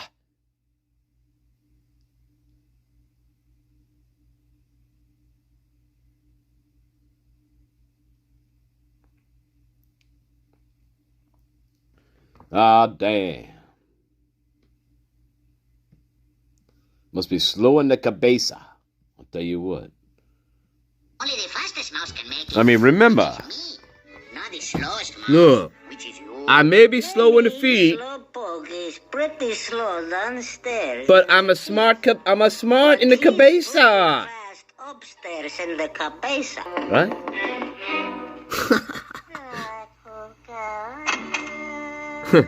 He even looks behind him, good guys. I love that shit. Look. And he's thinking to himself, holy shit. This is fantastic. Wait.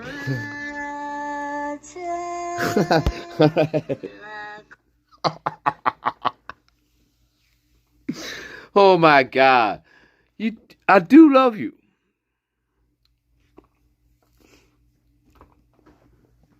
Oh my God. You know what makes that cartoon so fucking funny?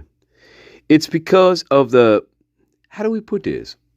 In the cartoon, in the animation, in the characters, they actually put personality into them. Yeah, that's the word. Personality. So the gato, right? El gato, he's just fucking laying there, you know. And then the doorbell rings. It's just a door.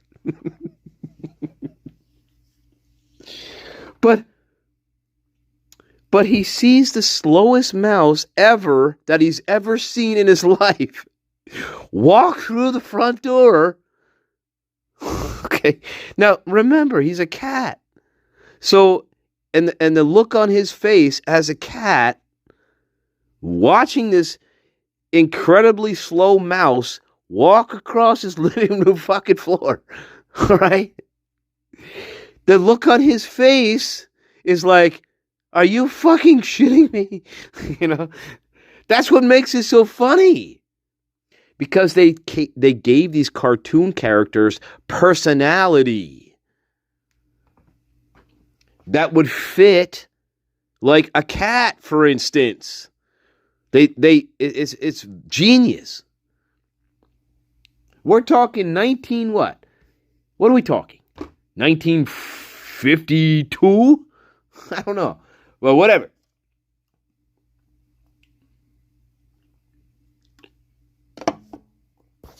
Personality. What happened to that? Cartoons.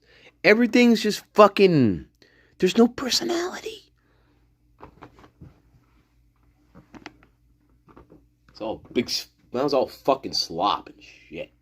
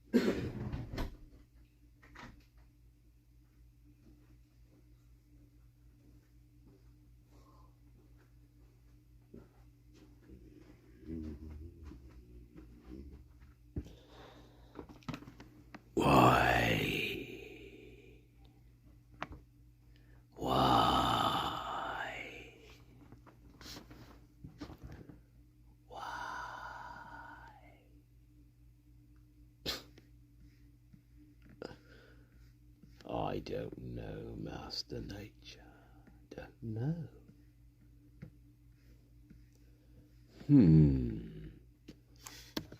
Let's see. Let's see. You're right. You're right. Garden.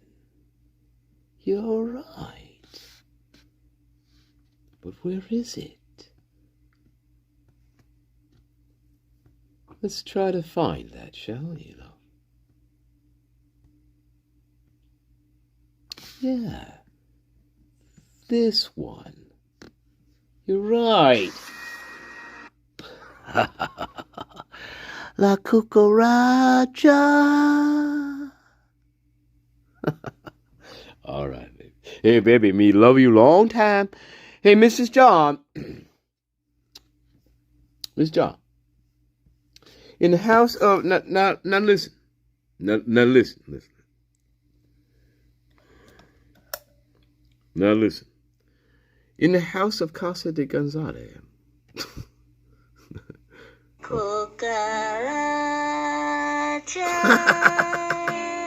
That's what my gato looks like. Slowpoke, what you doing here?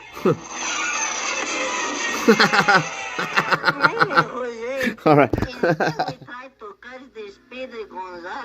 All right. And then the smarter mouse, right? Well, no, he's not the smarter mouse. The more situationally aware mouse, grabs the slaughterhouse away from the gato. Yeah, fucking weird, right? No, it's not a slope. It's a genius.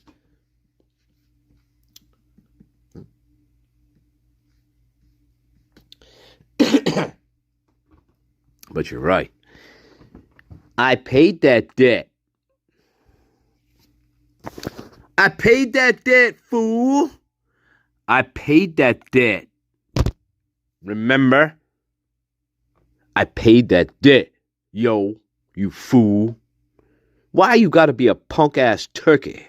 How about that? I paid that debt. You like them apples? Hey, people in against the wall. You like them apples? When I paid that debt. Yeah.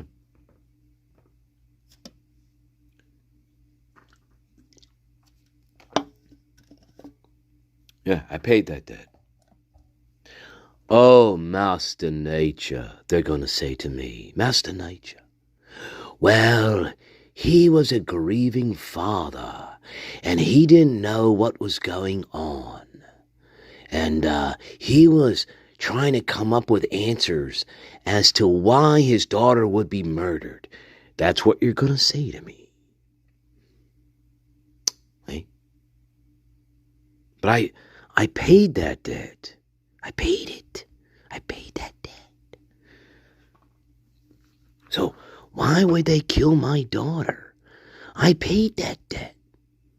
What are you talking about? Right? Right? What are you talking about? You're thinking of reasons why your daughter's murdered, right? So one of the things you're thinking of on national television is, I paid that debt. As we're going to have to fucking see again here. Right? But it's a good point. Sorry, the Queen of Spades is always looking at the four. You got the fool. See, the problem is, you got the fool in the way. The fool is in the way. Looking at the four. Anyway, remember, they had no blinds or shades. Anyway, remember this little gem? Good evening, American. Hello, African friend. In Moscow, Idaho. That's right. That's right, baby. Hey, baby. Let's pronounce it right. Let's pronounce it right. Cross country in Moscow, Idaho. All right. All right. Sorry, John. Sorry, John. Sorry, John. Sorry, John. Sorry. Now, you know who Sergeant Zappa is. And, well, Sergeant Zappa, he had, Hey, Mom, now that I have an after-school job, I think I want to buy a gun. No. I want to buy a blow dart with poison in it. Now listen.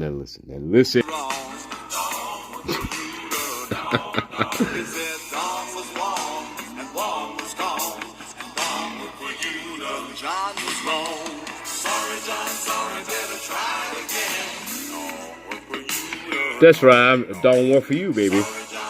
It don't work for you, though. That's right. I need a dozen towels so the boys can take a shower. All right. Anyway, back to Dylan Mortensen. All right.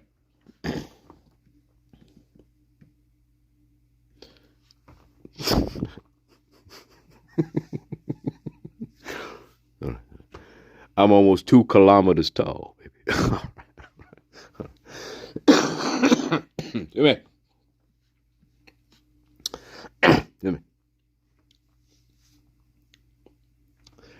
Well, like I told Dame Anthus in the very beginning, Dame Anthus, what did I tell you? Besides, I'm the greatest. What else did I tell you? I said, don't worry about the faggot. I take care of the faggot. Right? That's what I said. Damn it. Can you not testify? Can you not testify that the very first thing I said in this two-parter was, don't worry about the faggot. I take care of the faggot. Isn't that the first thing I told you? Am I not the greatest of all time?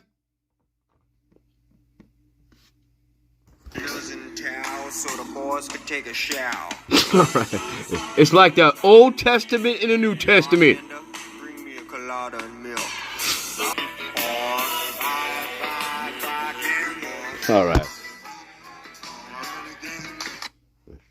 That's called absurdity in music. All right. Does humor belong in music? Anyway.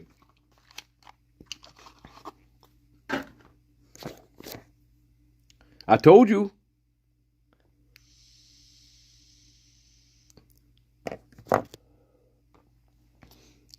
Yes. Go back and watch part 1. That's the very first thing I told Dame Anthis, Queen of the Mountain. Very first thing.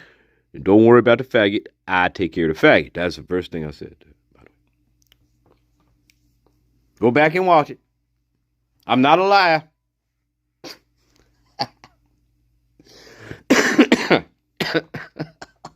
Anyway, yes, that's dong one for you, Doc. All right. Anyway, now that we're nice and primed. All right. Hey, baby, did I prime you? Hey, I love you. I really love you sometime. Hey, we should watch like band commercials and shit together. All right.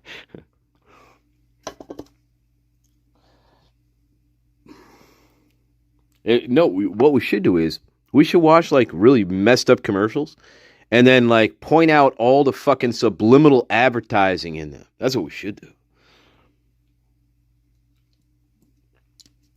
Anyway, but subliminals don't work. Remember, guys, subliminals don't work, do they?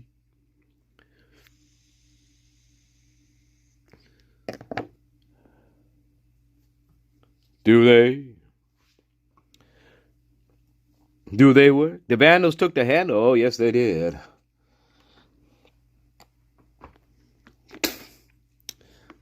I got the secret relationship.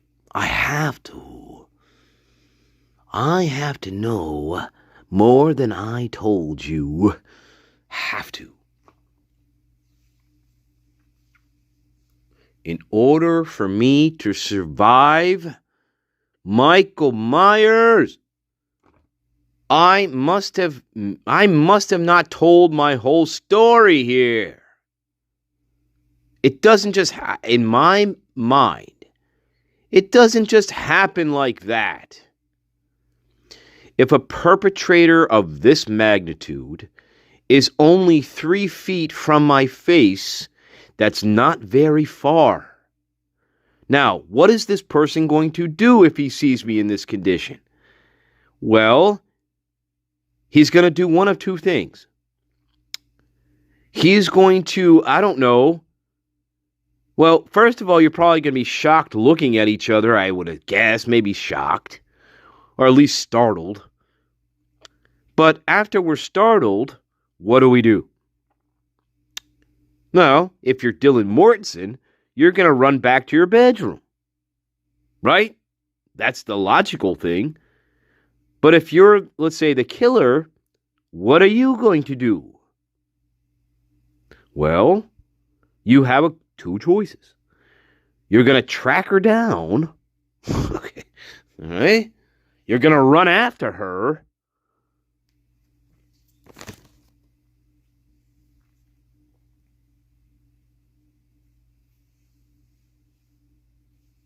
Or what? You watch her run away from you. You watch her run away from you down to her bedroom. Go into her bedroom. Lock the door, close the door, whatever you presume. It doesn't matter what you presume. She closes doors, might as well lock it, whatever. Right? And now, once this happens, you don't know what she's doing. See? So that's one risk of why you that's a risk. So you're going to let her go, but that's one big risk you're taking, right? Because you don't know what she's going to do. Once you let her go, you don't know what she's going to do. And in this case, she presumably runs into her bedroom and calls the police. But that's not what happens in this case. She doesn't run back to her bedroom and call the police, which is what we would expect. Right? No.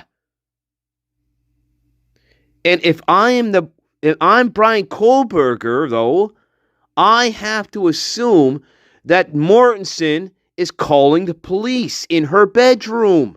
I have to assume that. Right? Of course. And now we're back to the beginning. So just by letting her live, I am assuming all this risk.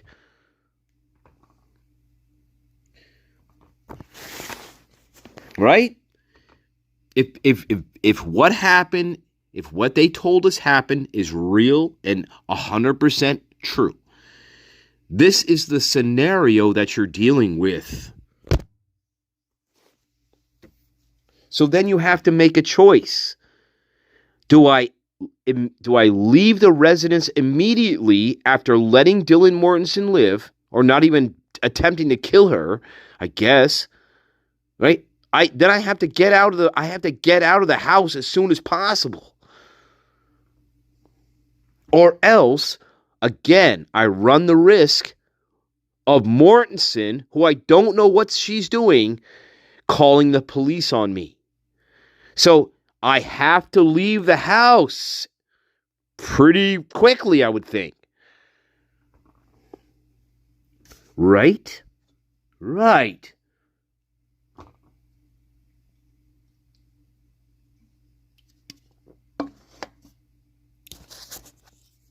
Right. But remember, I have to change and shit. I can't just walk out of there the way I came in. So yes, I'm going to have to change somehow. You know? The shit that I brought in with me, that has to go somewhere. Like the clothing that I entered the house in, that's going to have to go somewhere. And I have to do this rather quickly because, again, Mortensen is calling the police on me. Or at least I have to assume that this girl is calling the police on me.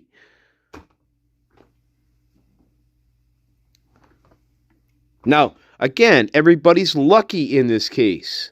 Everybody is fucking lucky. Except for the victims. But everybody else is fucking lucky. They are the luckiest people I've ever heard of. Including the perpetrator. Not only is Dylan Mortensen the luckiest girl on the face of the planet, but the perpetrator is the luckiest perpetrator on the face of the planet too, when he's in the commission of doing this stuff. He's the luckiest man on earth. And he doesn't get caught. Because Dylan Mortensen wasn't calling the police, as we know. Right? Can you imagine that? All the while, maybe Brian Kohlberger's thinking, gee, this girl's calling the police on me. But you know what the ironic part is? She never was calling the police on me. She never was calling the police on me. That's the irony. That's another irony in this case.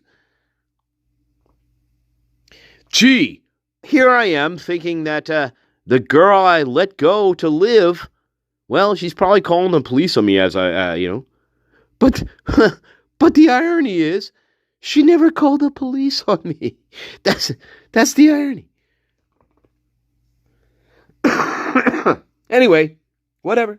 Just saying. That's just a little aside. She never called the police on me anyway. So, I don't know. I must have got lucky. I mean, if she calls the police right away, guys, she says, I don't know what's going on. I think there's an intruder in my house. You send somebody out here. Right? Well, there's cops all over the fucking area. They'd probably get there rather quickly.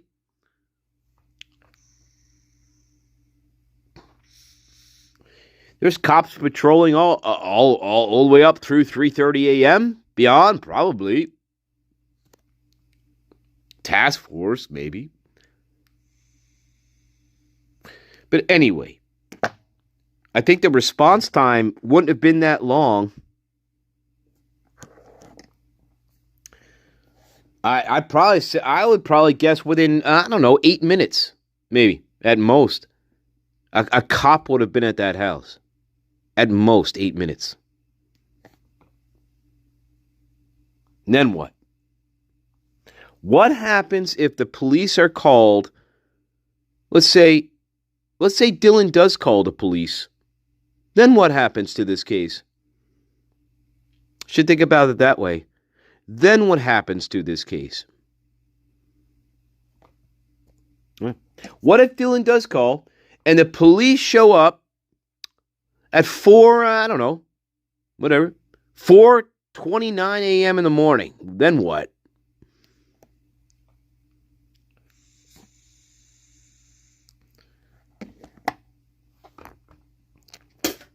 I often wonder that.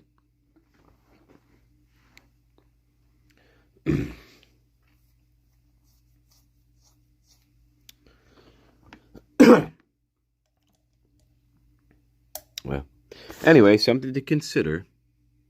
I wonder what this case would have looked like if that would have happened.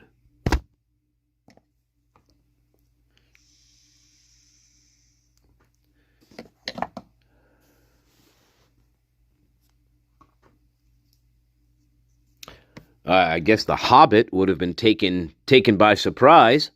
She wouldn't have known the cops were coming, I guess, unless Dylan and her talked to each other right after.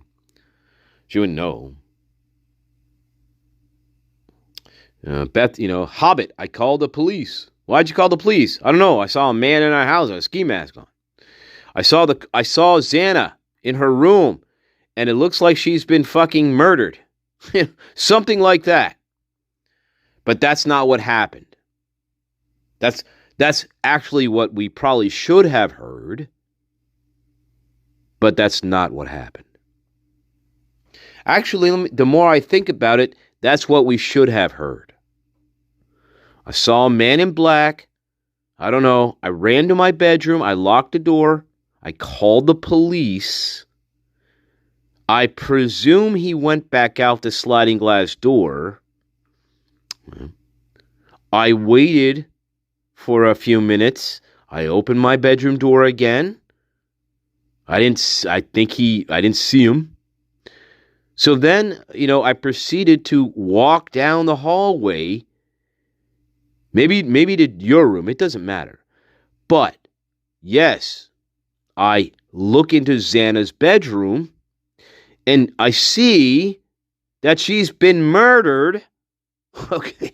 And then I look right to my left-hand side of where the door is, and I could see that Ethan also was there in bed, not moving, not speaking, not talking.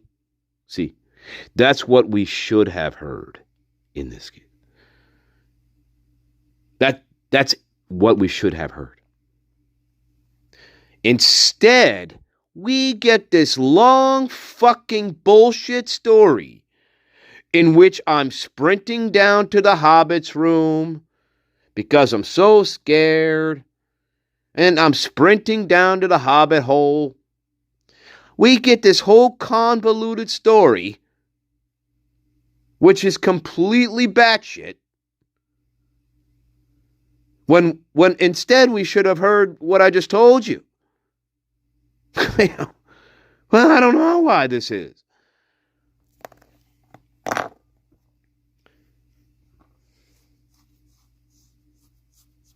Again, it's not like we just walked into a freezer and we're not quite sure what we're looking at in terms of, like, I don't know, meat or whatever's in the freezer.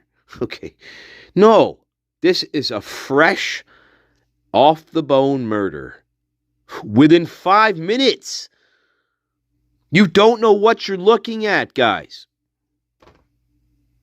That's called a mistake. In your storytelling, narrative building, whatever, that's a mistake, Dylan Mortensen. It's a mistake. Fucking Moscow police. It doesn't make any sense. They were just fucking murdered. And you don't know that? You walk by their fucking bedroom, or I'm sorry, you sprint. See, we have to say the word sprint, guys.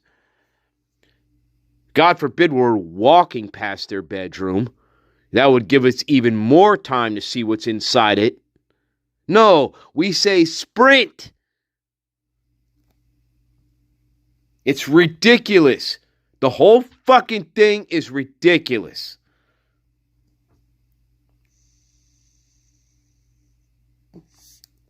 It is absolutely ridiculous. I don't fucking care. It is ridiculous.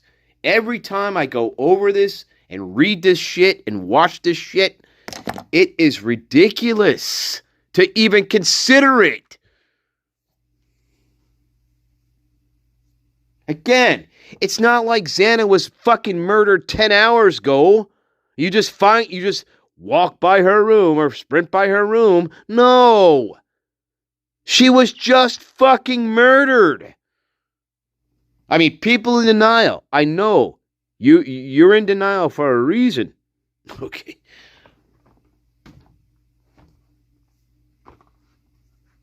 It is ridiculous. It is absolutely ridiculous. And then you have the fucking nerve to fucking text these people and try to message these fucking people, and fucking Bethany Funk accidentally FaceTime somebody, and it's absolutely ridiculous. It is fucking absurd. That, you have the nerve then of Mortensen and the Hobbit fucking messaging and calling and texting, knowing full well, at least with Xan and Ethan, they ain't gonna respond to you. You know that. At least Mortensen does.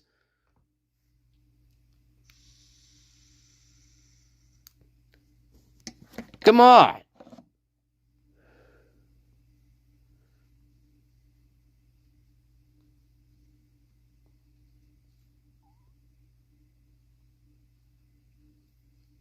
Yeah, it's bullshit.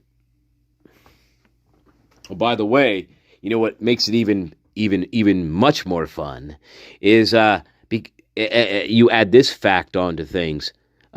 Mortensen and the Hobbit, they don't know if Ethan Chapin is even in the house. That's even the funnier part about everything about all this. They don't even know if he's in the house. They never see him enter the house.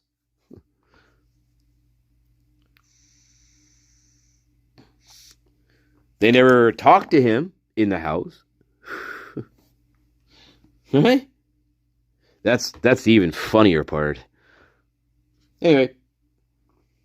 Yeah. Anyway, you know how it is.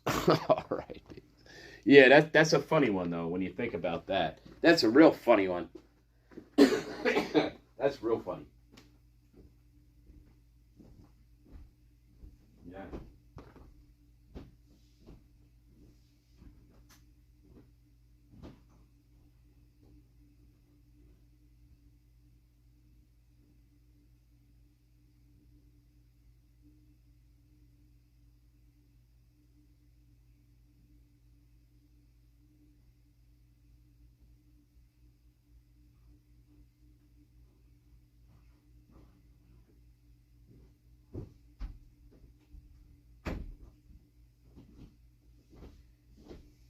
sprinting because I know that I know what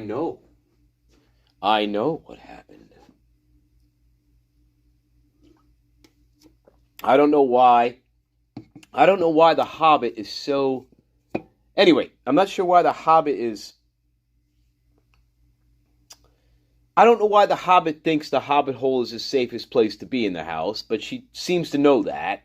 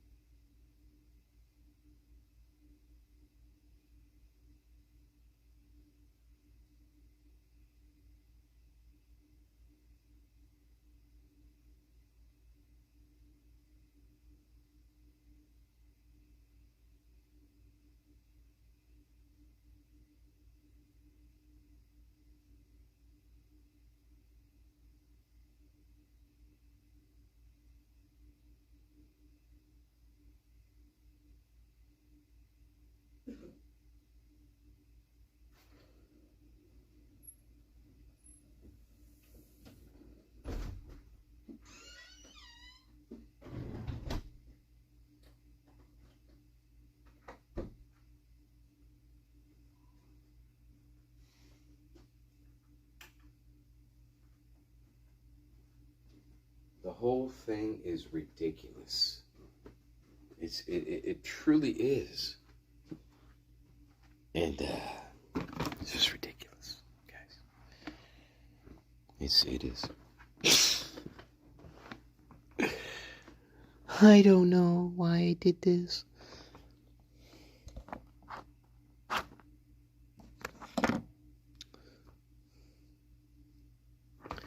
I don't know why.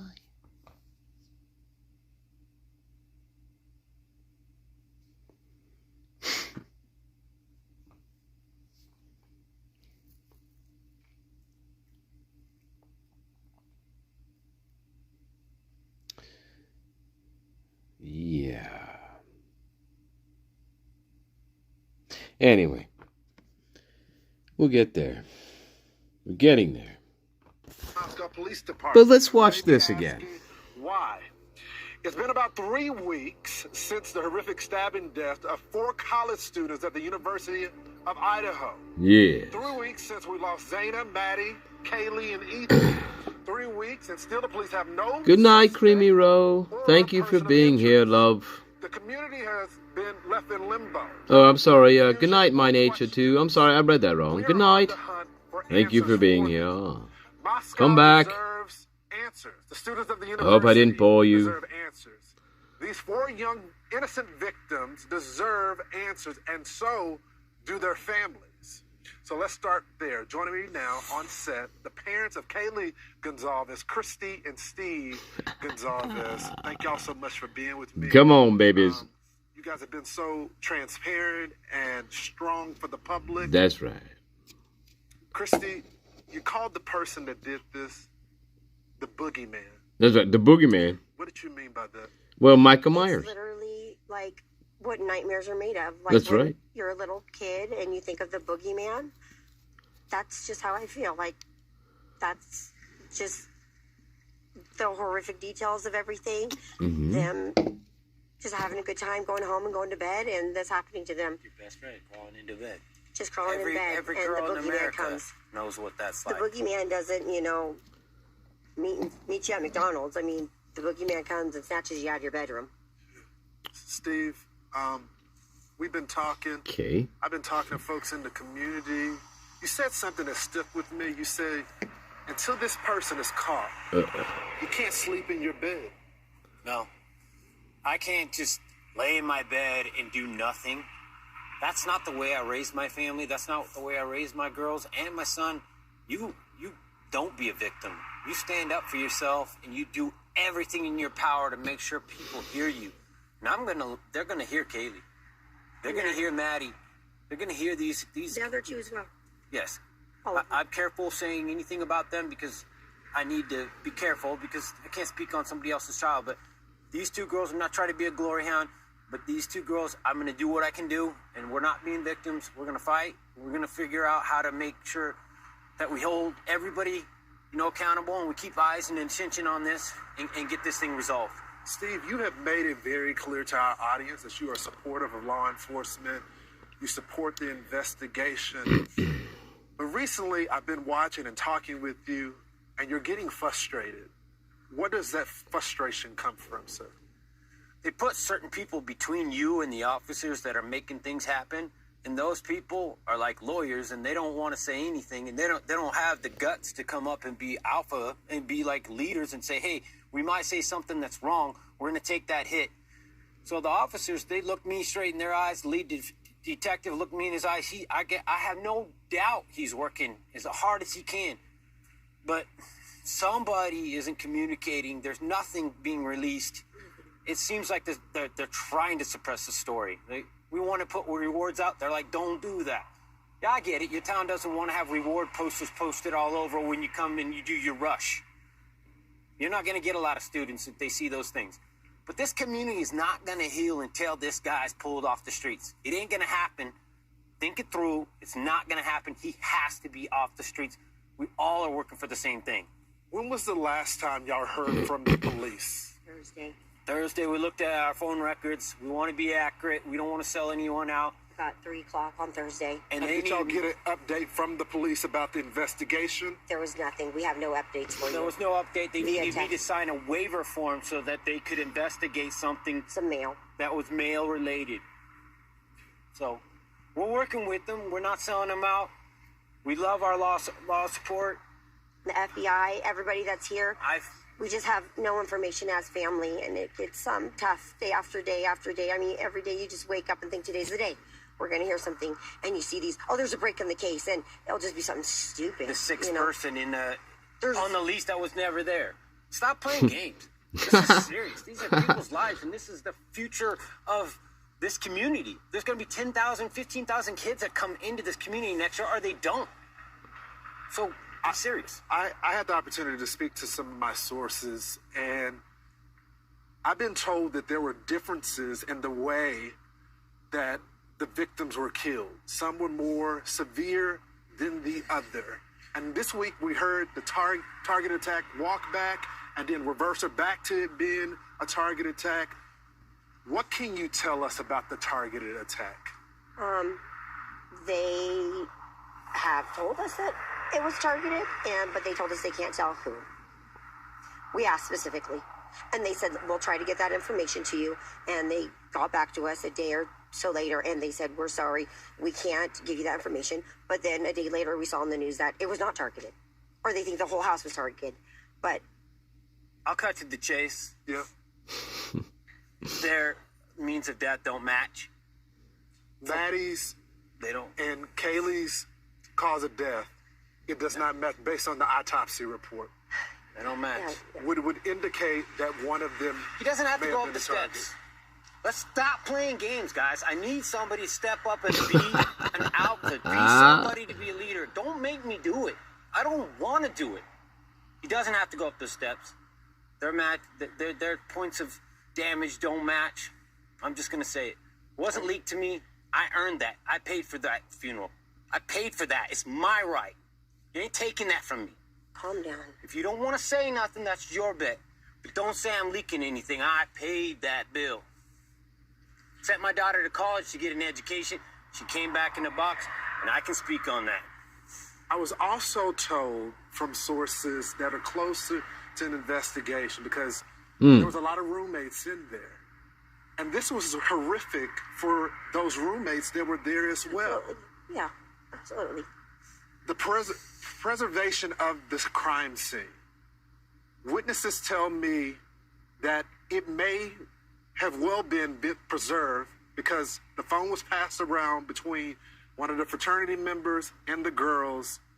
One of them unfortunately witnessed the death, the body there. Can you confirm that? We cannot actually. We know nothing about that whole phone call. We've asked, and it's, I mean, I know that a lot of people want to know, but that's just not our agenda. We just are like, somebody called 911, somebody was reported unconscious. We don't really know. I mean, we've heard so many different things, and nothing has been clarified or been told to us at all. And I mean, I don't know if I personally have asked anything about that. I don't know if you have asked that, but we know that this is getting 3 weeks in, and it's starting to get, we don't want it to go cold. We're reaching out. I've reached out to friends down in California today. All right, there you are. There you are.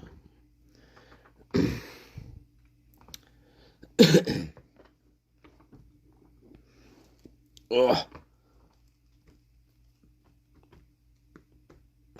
Yes. Did not have to go up the steps. Well, let's stop screwing around, guys. Right? He didn't have to go up the steps. Let's stop screwing around here. Okay. What does that mean?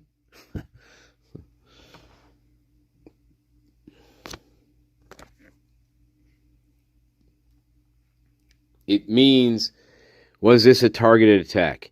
Yes. Did he have to go up the stairs? No, he didn't have to go up the stairs, but he did. Come on, guys, stop fucking around.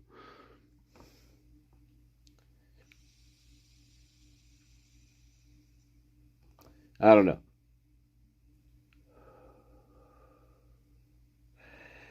I don't know. Confusion. He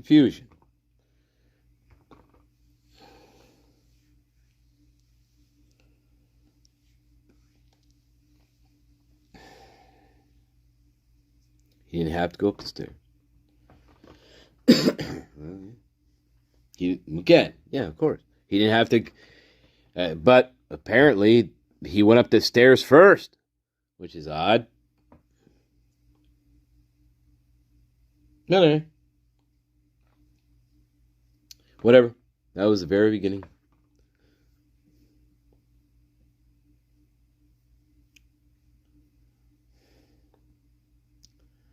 All right. Let's carry on. December 1st, 2020. I'm not necessarily talking about Saturday. I just mean things that happen or go on there. Nope. I don't know. Or things that you've heard them talk about. Other than that, like, they just felt like someone was, like, constantly watching them. Oh. No, they all felt that way? Or just, like would mention that a lot. Do you know why she would say that? Like, did she ever tell you about, or, like, give you an example? Yeah, she just felt, like weird. Like, it was kind of like a feeling for her. And, like, where their living room area was, they had, like, no, like, what's it called? Like a curtain where, like, the front door is, like, where you can, like, see from outside to the living room. Mm-hmm. Like, I felt that way. I was always kind of, like, weirded out that we could, like, see. Like, I could see people before I would even go in. Oh, you mean, like, no blinds or something like that? Yeah, like, it was very, like... I think it's very strange, because we're talking about the second floor. We're not talking about the first floor, but yet it sounds like she says the first floor, and so it's a little confusing, because I think she means the second floor, where the living room and kitchen are. So I'm not quite sure what she's talking about here. A little bit, a little confusing. Because she says the first floor, doesn't she? Right. Yeah, I was just kind of like weirded out that we could like see, like I could see people before I would even go in. Oh, you mean like no blinds or something like that? Right. Yeah, like it was very like open, I guess. Okay, but I thought felt that way. Or just like would mention that a lot. Do you know why she would say that? Like, did she ever tell you about, or like give you an example? Yeah, she just felt like weird, like it was kind of like a feeling for her, and like where their main where their living room area was, they had like no what's it called? Curtains? Like a curtain where like the front door is, like where you can like see from outside to the living room. where the front door I felt that way. I was kind of like weirded out that we could like see, like I could see people. So there's the confusion. What she says as the front door, she means the sliding glass door. That's what she's fucking talking about. But God damn it. She means the sliding glass fucking door. That's what's confusing here with this one. She's not talking about the front door of the house. There's no windows there. Like, you can't see in anywhere there. She's talking about the sliding glass fucking door. Get it straight, Yesi. You're starting to piss me off. Yesi? Me love you long time, Yesi. Yeah, like it was very like open, I guess. Yo, the sliding glass door area. Right. Okay. Not the front door. Let's go back to the dummy hotel stuff. Before you left, was there any other stuff that was talked about or anything brought up about that night? Or about the person that saw, any description of what she saw, anything like that? She just mentioned that she saw a guy with a ski mask on, like a black ski mask. Yeah, it could be different. She mentioned that was the one that saw Xana. Right, yeah. In the room. Dead, And, right, deceased, right, murdered, right? Yeah. Okay, so right, she yeah. didn't talk about the, like, when she woke up that morning after or anything like that? I remember read a message out loud from, like, after we all got the homicide text message, kind of, like, touched, like, hey, like, are you alive? Like, totally, like, not thinking this could be my own friends, and she was just like, yeah, but Santa, Ethan, Maddie, and Kaylee aren't. So that was the only thing that I could. Okay, but that was from that earlier that day? Okay. What? What? Oh, dear. What? She, what? Yeah, I have to back up on that one. So, what did Dylan, what's going on with Dylan here? I remember read a message out loud from, like, after we all got the homicide text message. Kind of, like, touched, like, hey, like, are you alive? Like, totally, like, not thinking this could be my own friends, and she was just like, yeah, but Santa, Ethan, Maddie, and Kaylee aren't. So that was the only thing that I could. Okay, but that was from that earlier that day? Okay. Well, that was later? Alright. When was that? Okay. Anything else, in your opinion, that sticks out to you from that night, from the hotel, from their house, anything? I don't care how small you think it is. Anything else that sticks out to you that you think we should know?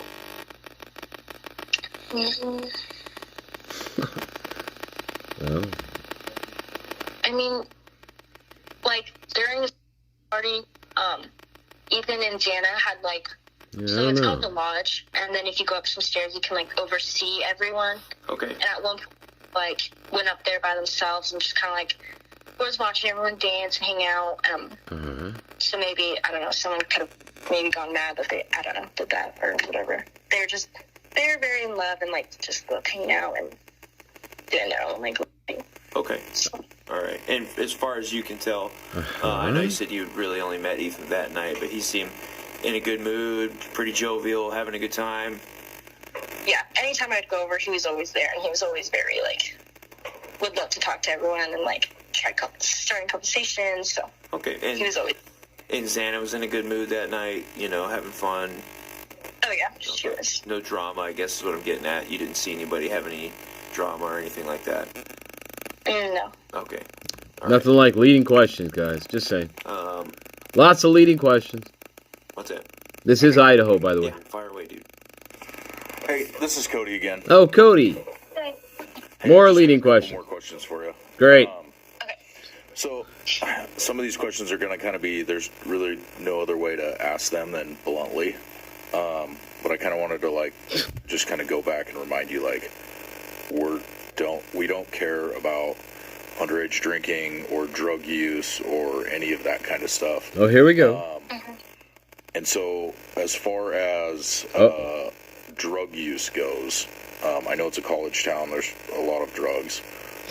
Do you know anybody or you know that use drugs just for partying, whether it be party drugs or marijuana or anything else like that?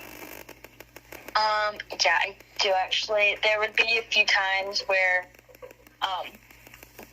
would mention that, like, and because everyone would kind of go to Xana's room, and she'd always just mention, like, yeah, they're, like, doing cocaine, and it was like, always just like, oh, okay. Like, okay. I don't know if specifically, like, she would use it, or Ethan would use it, or anyone, but I know, like, they would go to her room, and she was always in there, and Ethan would be in there. But there'd be, like, a few of them, and I know that,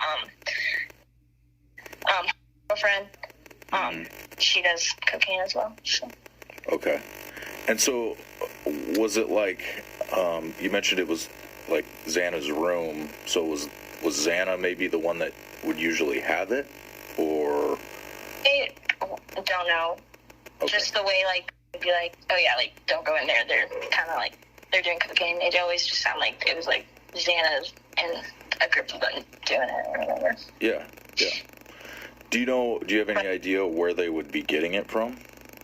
No. No idea. I don't do it. I don't care for it. I don't, like, look into it or anything. No. Of course. I don't know. Cocaine or Adderall? I don't know, guys.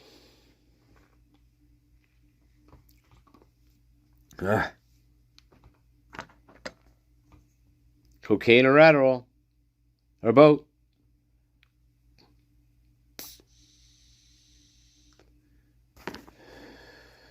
Yeah, you're right.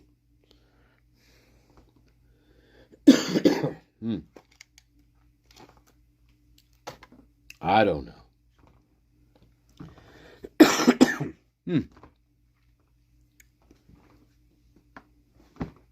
Don't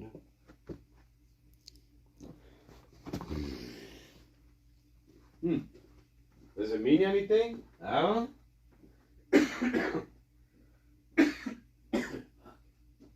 Dying, guys. I'm dying. I'm dying, man. I can't stop coughing.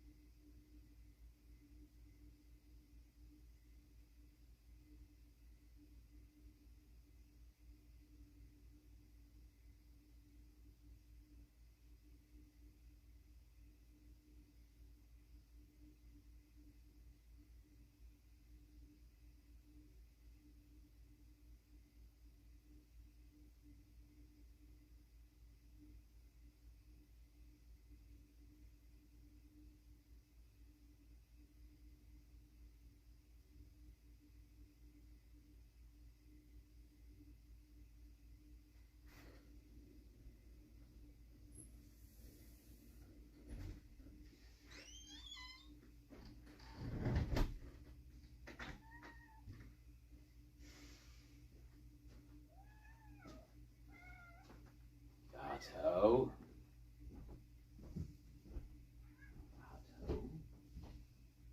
No mice. No Gonzales.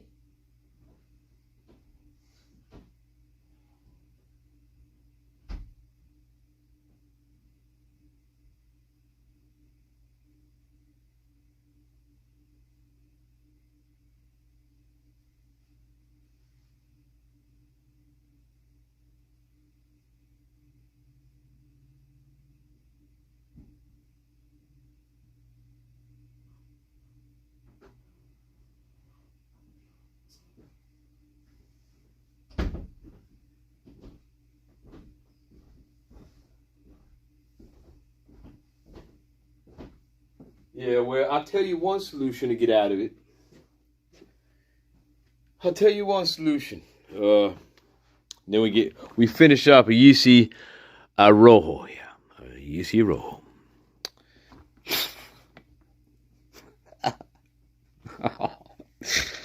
Now, man.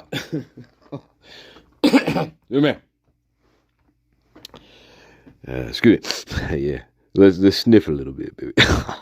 Anyway. No, cocaine or Adderall? I don't know. Some people think it's Adderall. Some people think it's cocaine. I don't know. I don't know. Now look, you're at the bowling alley. Listen. You're at the bowling alley, right? Third date. You realize the bitch has Down syndrome. All right, now listen. Then now you're thinking to yourself, okay, how am I going to get out of this thing? Well, I have one. This is just an example of a $62.95 a month. I tell you to do this kind of shit. You tell her you have to look for the perfect bowling ball. And then you leave the bowling alley.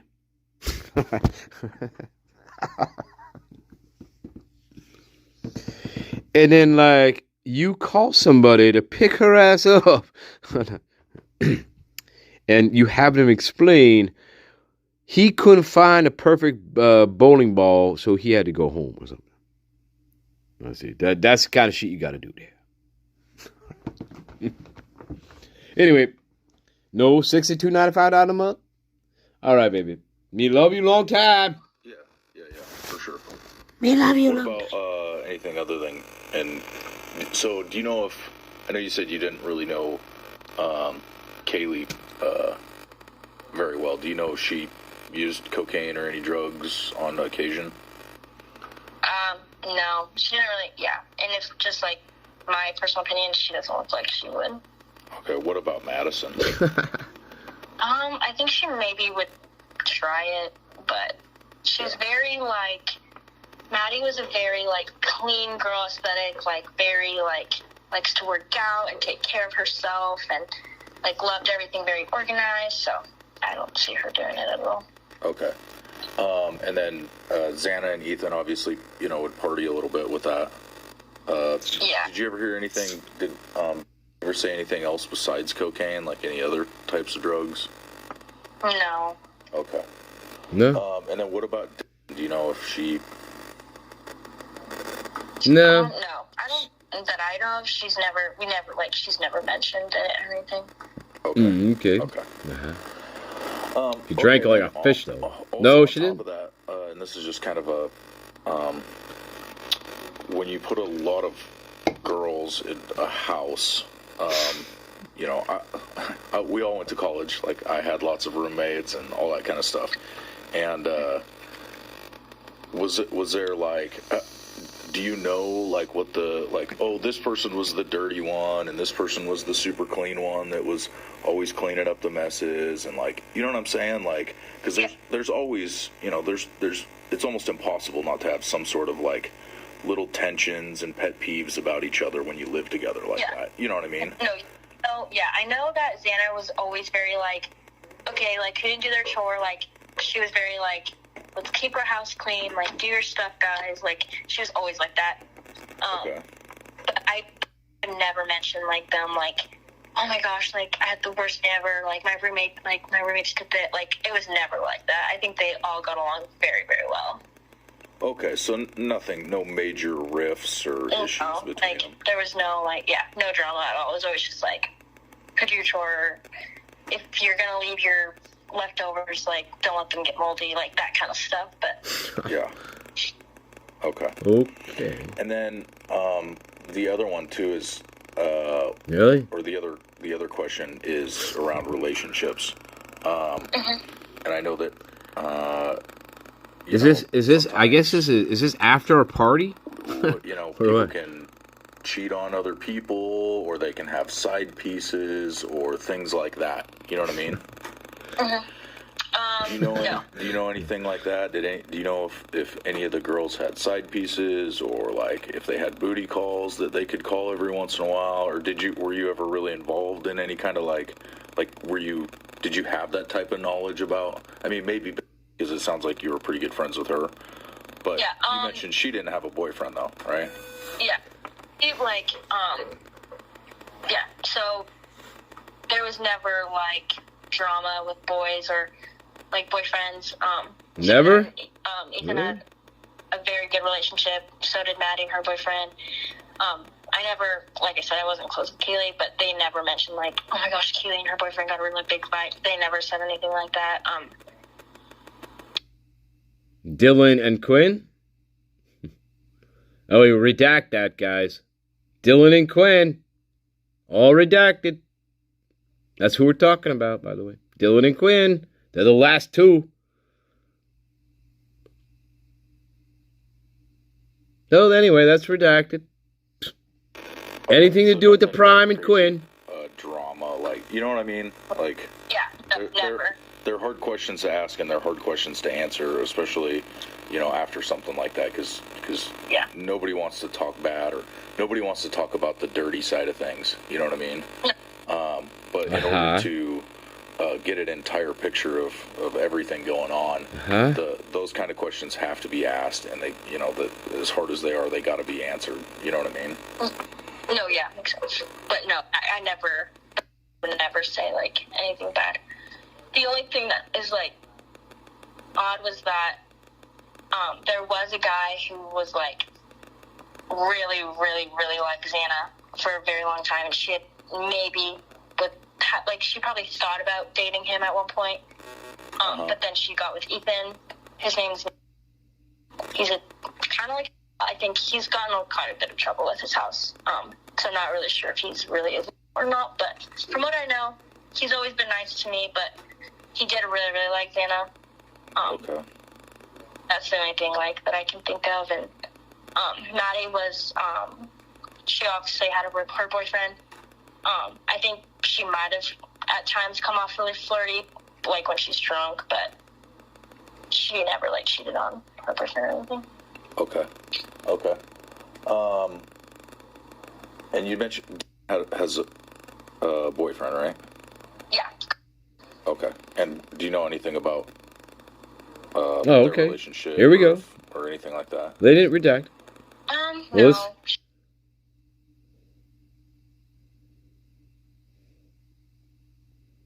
Oh, yes, they did redact it. My mistake. They did redact it.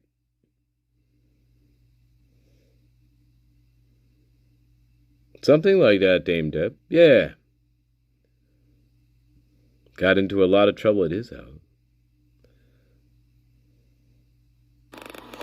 Okay, but she didn't have anybody that was like super interested in her or anything like that during that you know of, at least?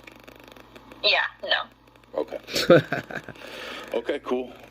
Well, hey, I know this was like, over an hour. They did redact that all. So I really appreciate your time that you've given us and all the They did redact that whole thing. All the stuff. And Good evening, the Satire. tough answers and drug use and sex and all that kind of stuff. I know it's...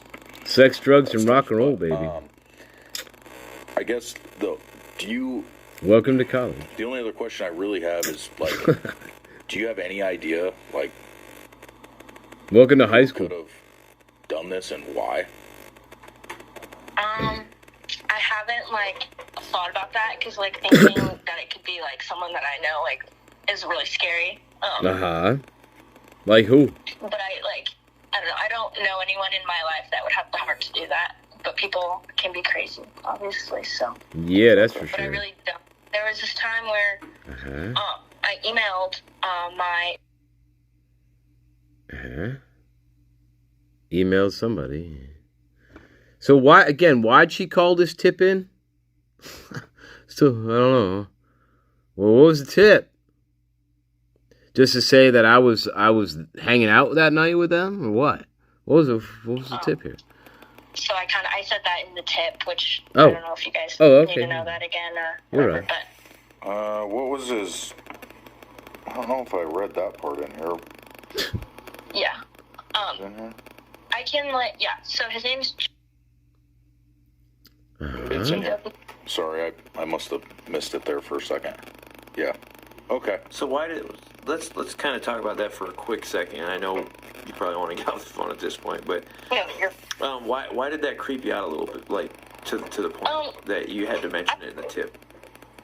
Just because, like, I had mentioned in the email that, like, Yeah, in that the I was email. back home because, like, somewhere, like, my good friends, were involved and whatever, and he was just like, don't feel bad at all, like, don't stress about it. I also live on King Street, so I'm shaken up about it. So, I don't know, I just, like, to me, like him mentioning that he lived on King Street, he could have, like, seen something, he could have heard something, he could have potentially, like, see them when they're in the living room or whatever. So it just kind of, I should probably tell someone just in case he might have seen something. Or So that was after Saturday that he had mentioned that?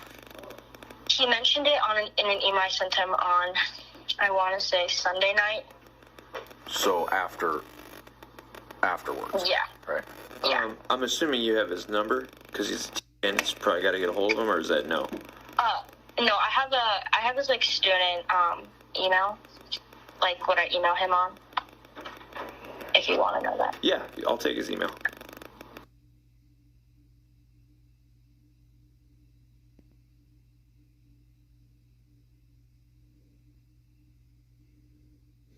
Yeah. Well, yeah, welcome, CB. Welcome, CB. What's up?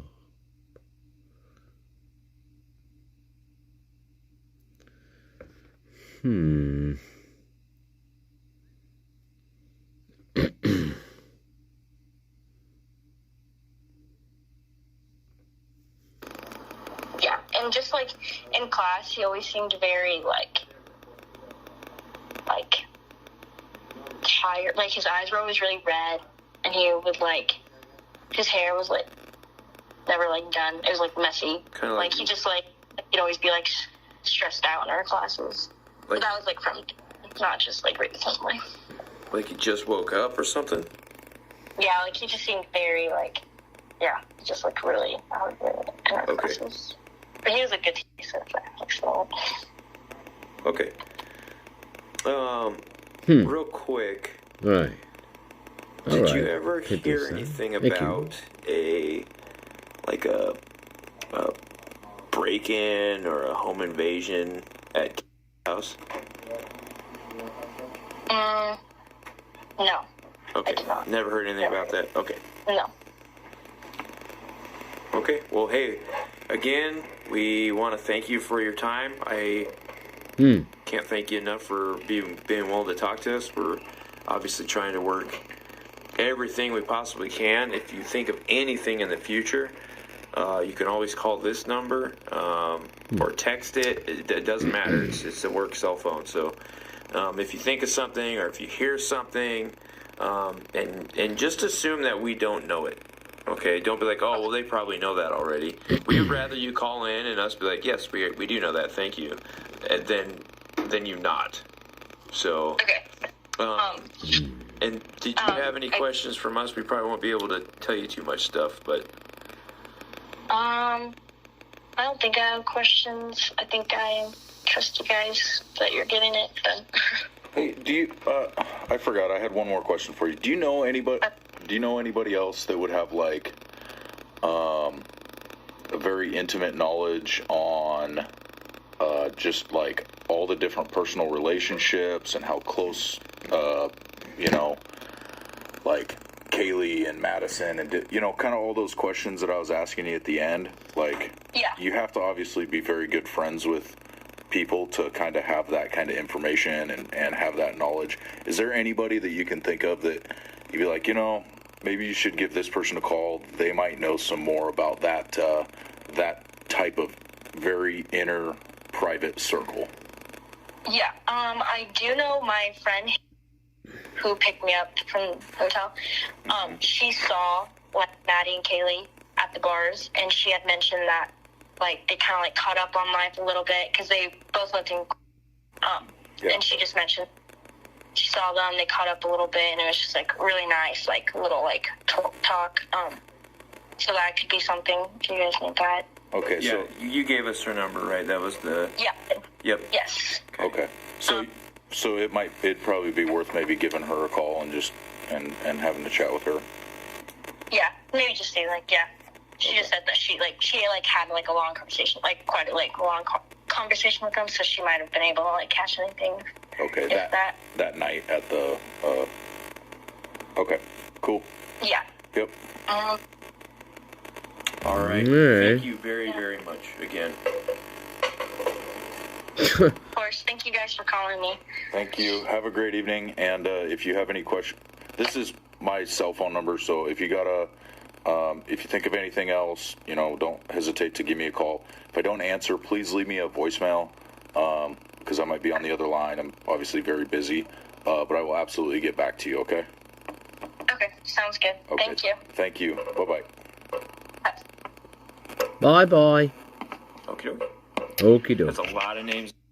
Yeah, it's a lot of names, is right. I'll tell you what. Yeah, thank you. There's a lot of names. Jeez. Oh, God. I don't know. Well, she did have a lot of names to give, so.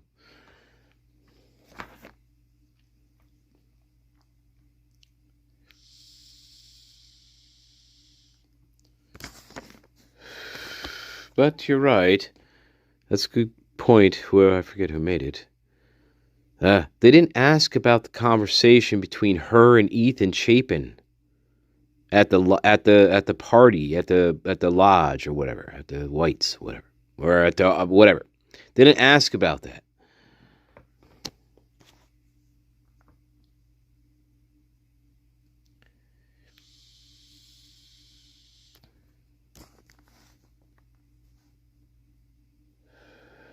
Yeah, maybe.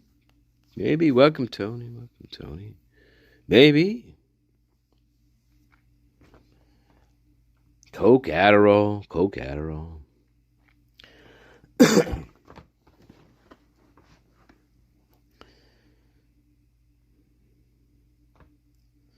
No, she didn't mention Michael Myers. No, she didn't mention. Well, no, I mean she mentioned Dylan saw a man in black, but all that, or in a black ski mask and all that. So yes, I mean I guess in a way you can say yes.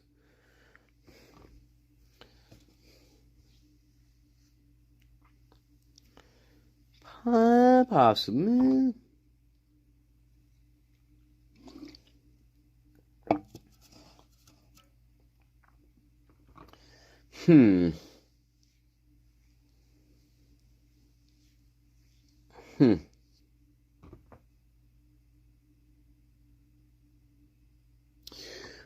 So all right. Anyway, there you go. I love you. Well, there you go. There's the interview. I hope you like that.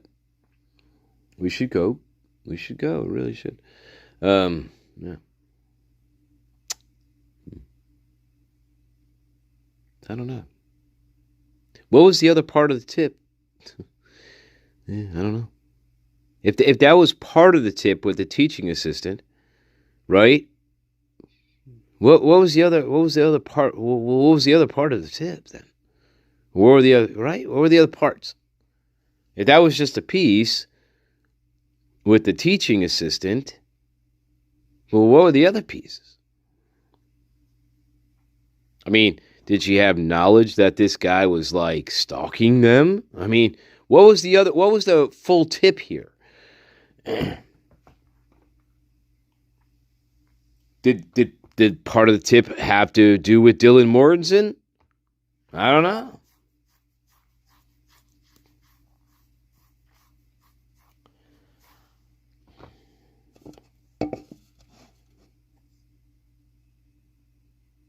Yeah, you're right. It was.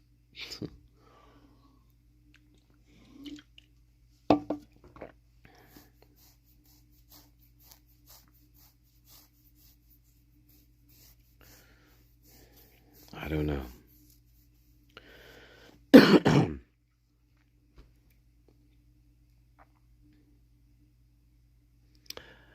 Something freaked her out. Remember the Hobbit and the Balrog? Remember the Balrogs. Remember the Hobbit and the Balrog. All right.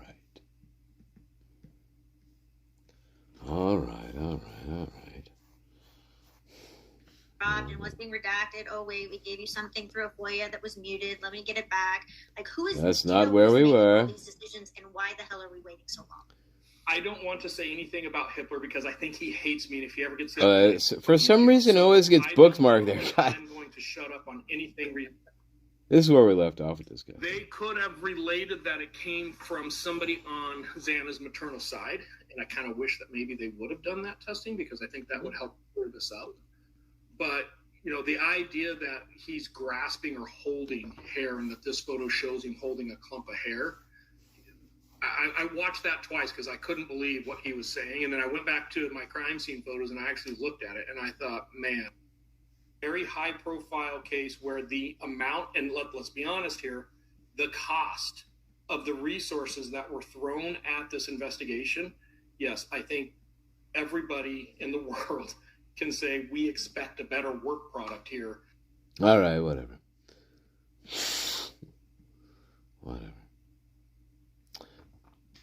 Now, what did I want to show you? I know, is this the one? Fuck.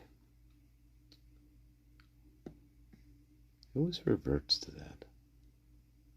Yeah, god damn it.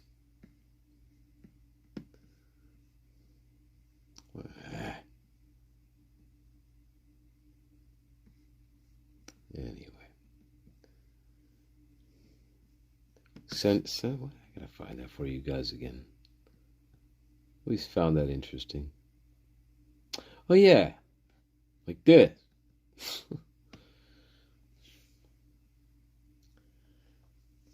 Now I don't know what this is, guys.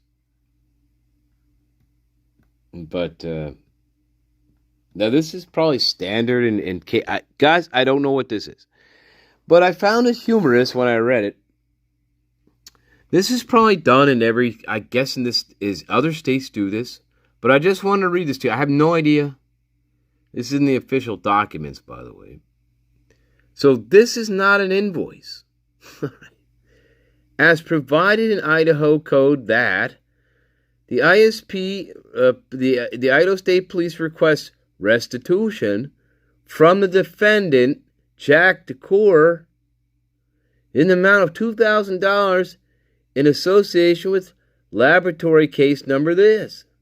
This amount is based upon the number of DNA analysis performed at a cost of $500 each, not to exceed $2,000. The amount requested reflects a portion of the cost incurred to the lab during the analysis. So we tested 1 to 4 here, and $500 a piece for this. In the ISP lab. Right? So then this must be standard. I'm sorry, guys. I don't know, but it must be standard. Please present this restitution request form and copy of the lab report to the court at the time of sentencing. I declare under penalty of perjury, pursuant to the blah, blah, blah, that the foregoing is true and correct. Taylor, blah, forensic scientist, please make your checks payable to the ISP Forensic Services. Thank you. If you have any questions about the restitution, please contact Riley Nolan, the Meridian Lab manager. There. What the fuck?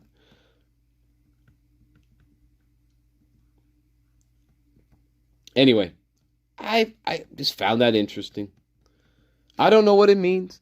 It could be standard in protocol to just give people fucking invoice, I don't know, restitution notice. I don't know. It's not an invoice. Okay. I don't know, God. Found that interesting. It's like, wait, are they charging this guy $2,000 to like clear him or something? Like I don't know what this was.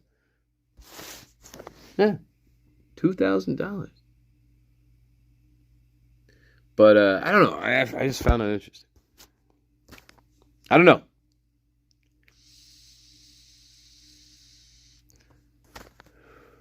I don't know.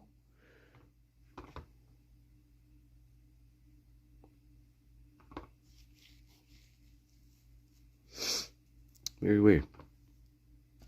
Anyway, I'll leave it with that.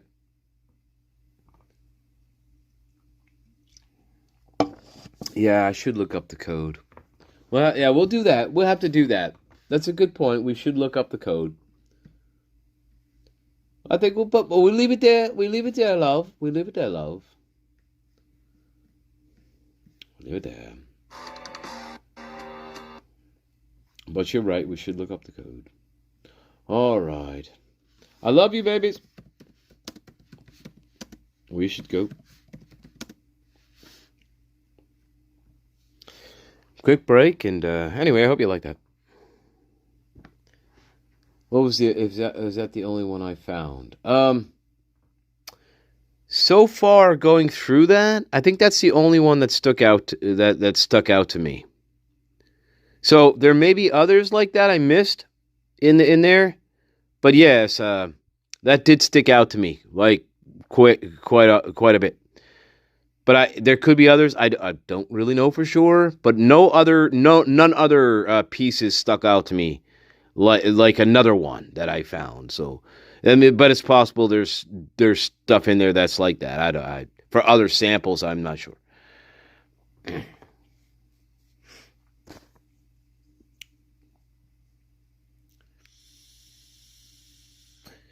And what I find interesting about also is that we're not just testing Jack DeCour, we're testing other people. So it's not just Jack DeCour, that we're testing, right? We're testing other people.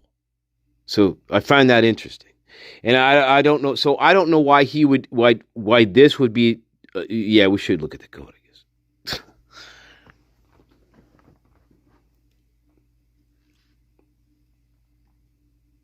We'll look it up tomorrow. How's that, guys? I promise. Or you guys can look it up and be like, all ready to rock and roll tomorrow. We could start with a code.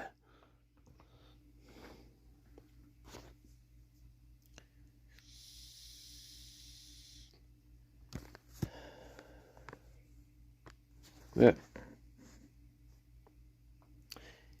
I don't know. Weird, huh? A lot of interesting stuff in the documents. Oh yes, babies. Well, we got the killer and no. Anyway, quick break. 77, the Holy Grail, and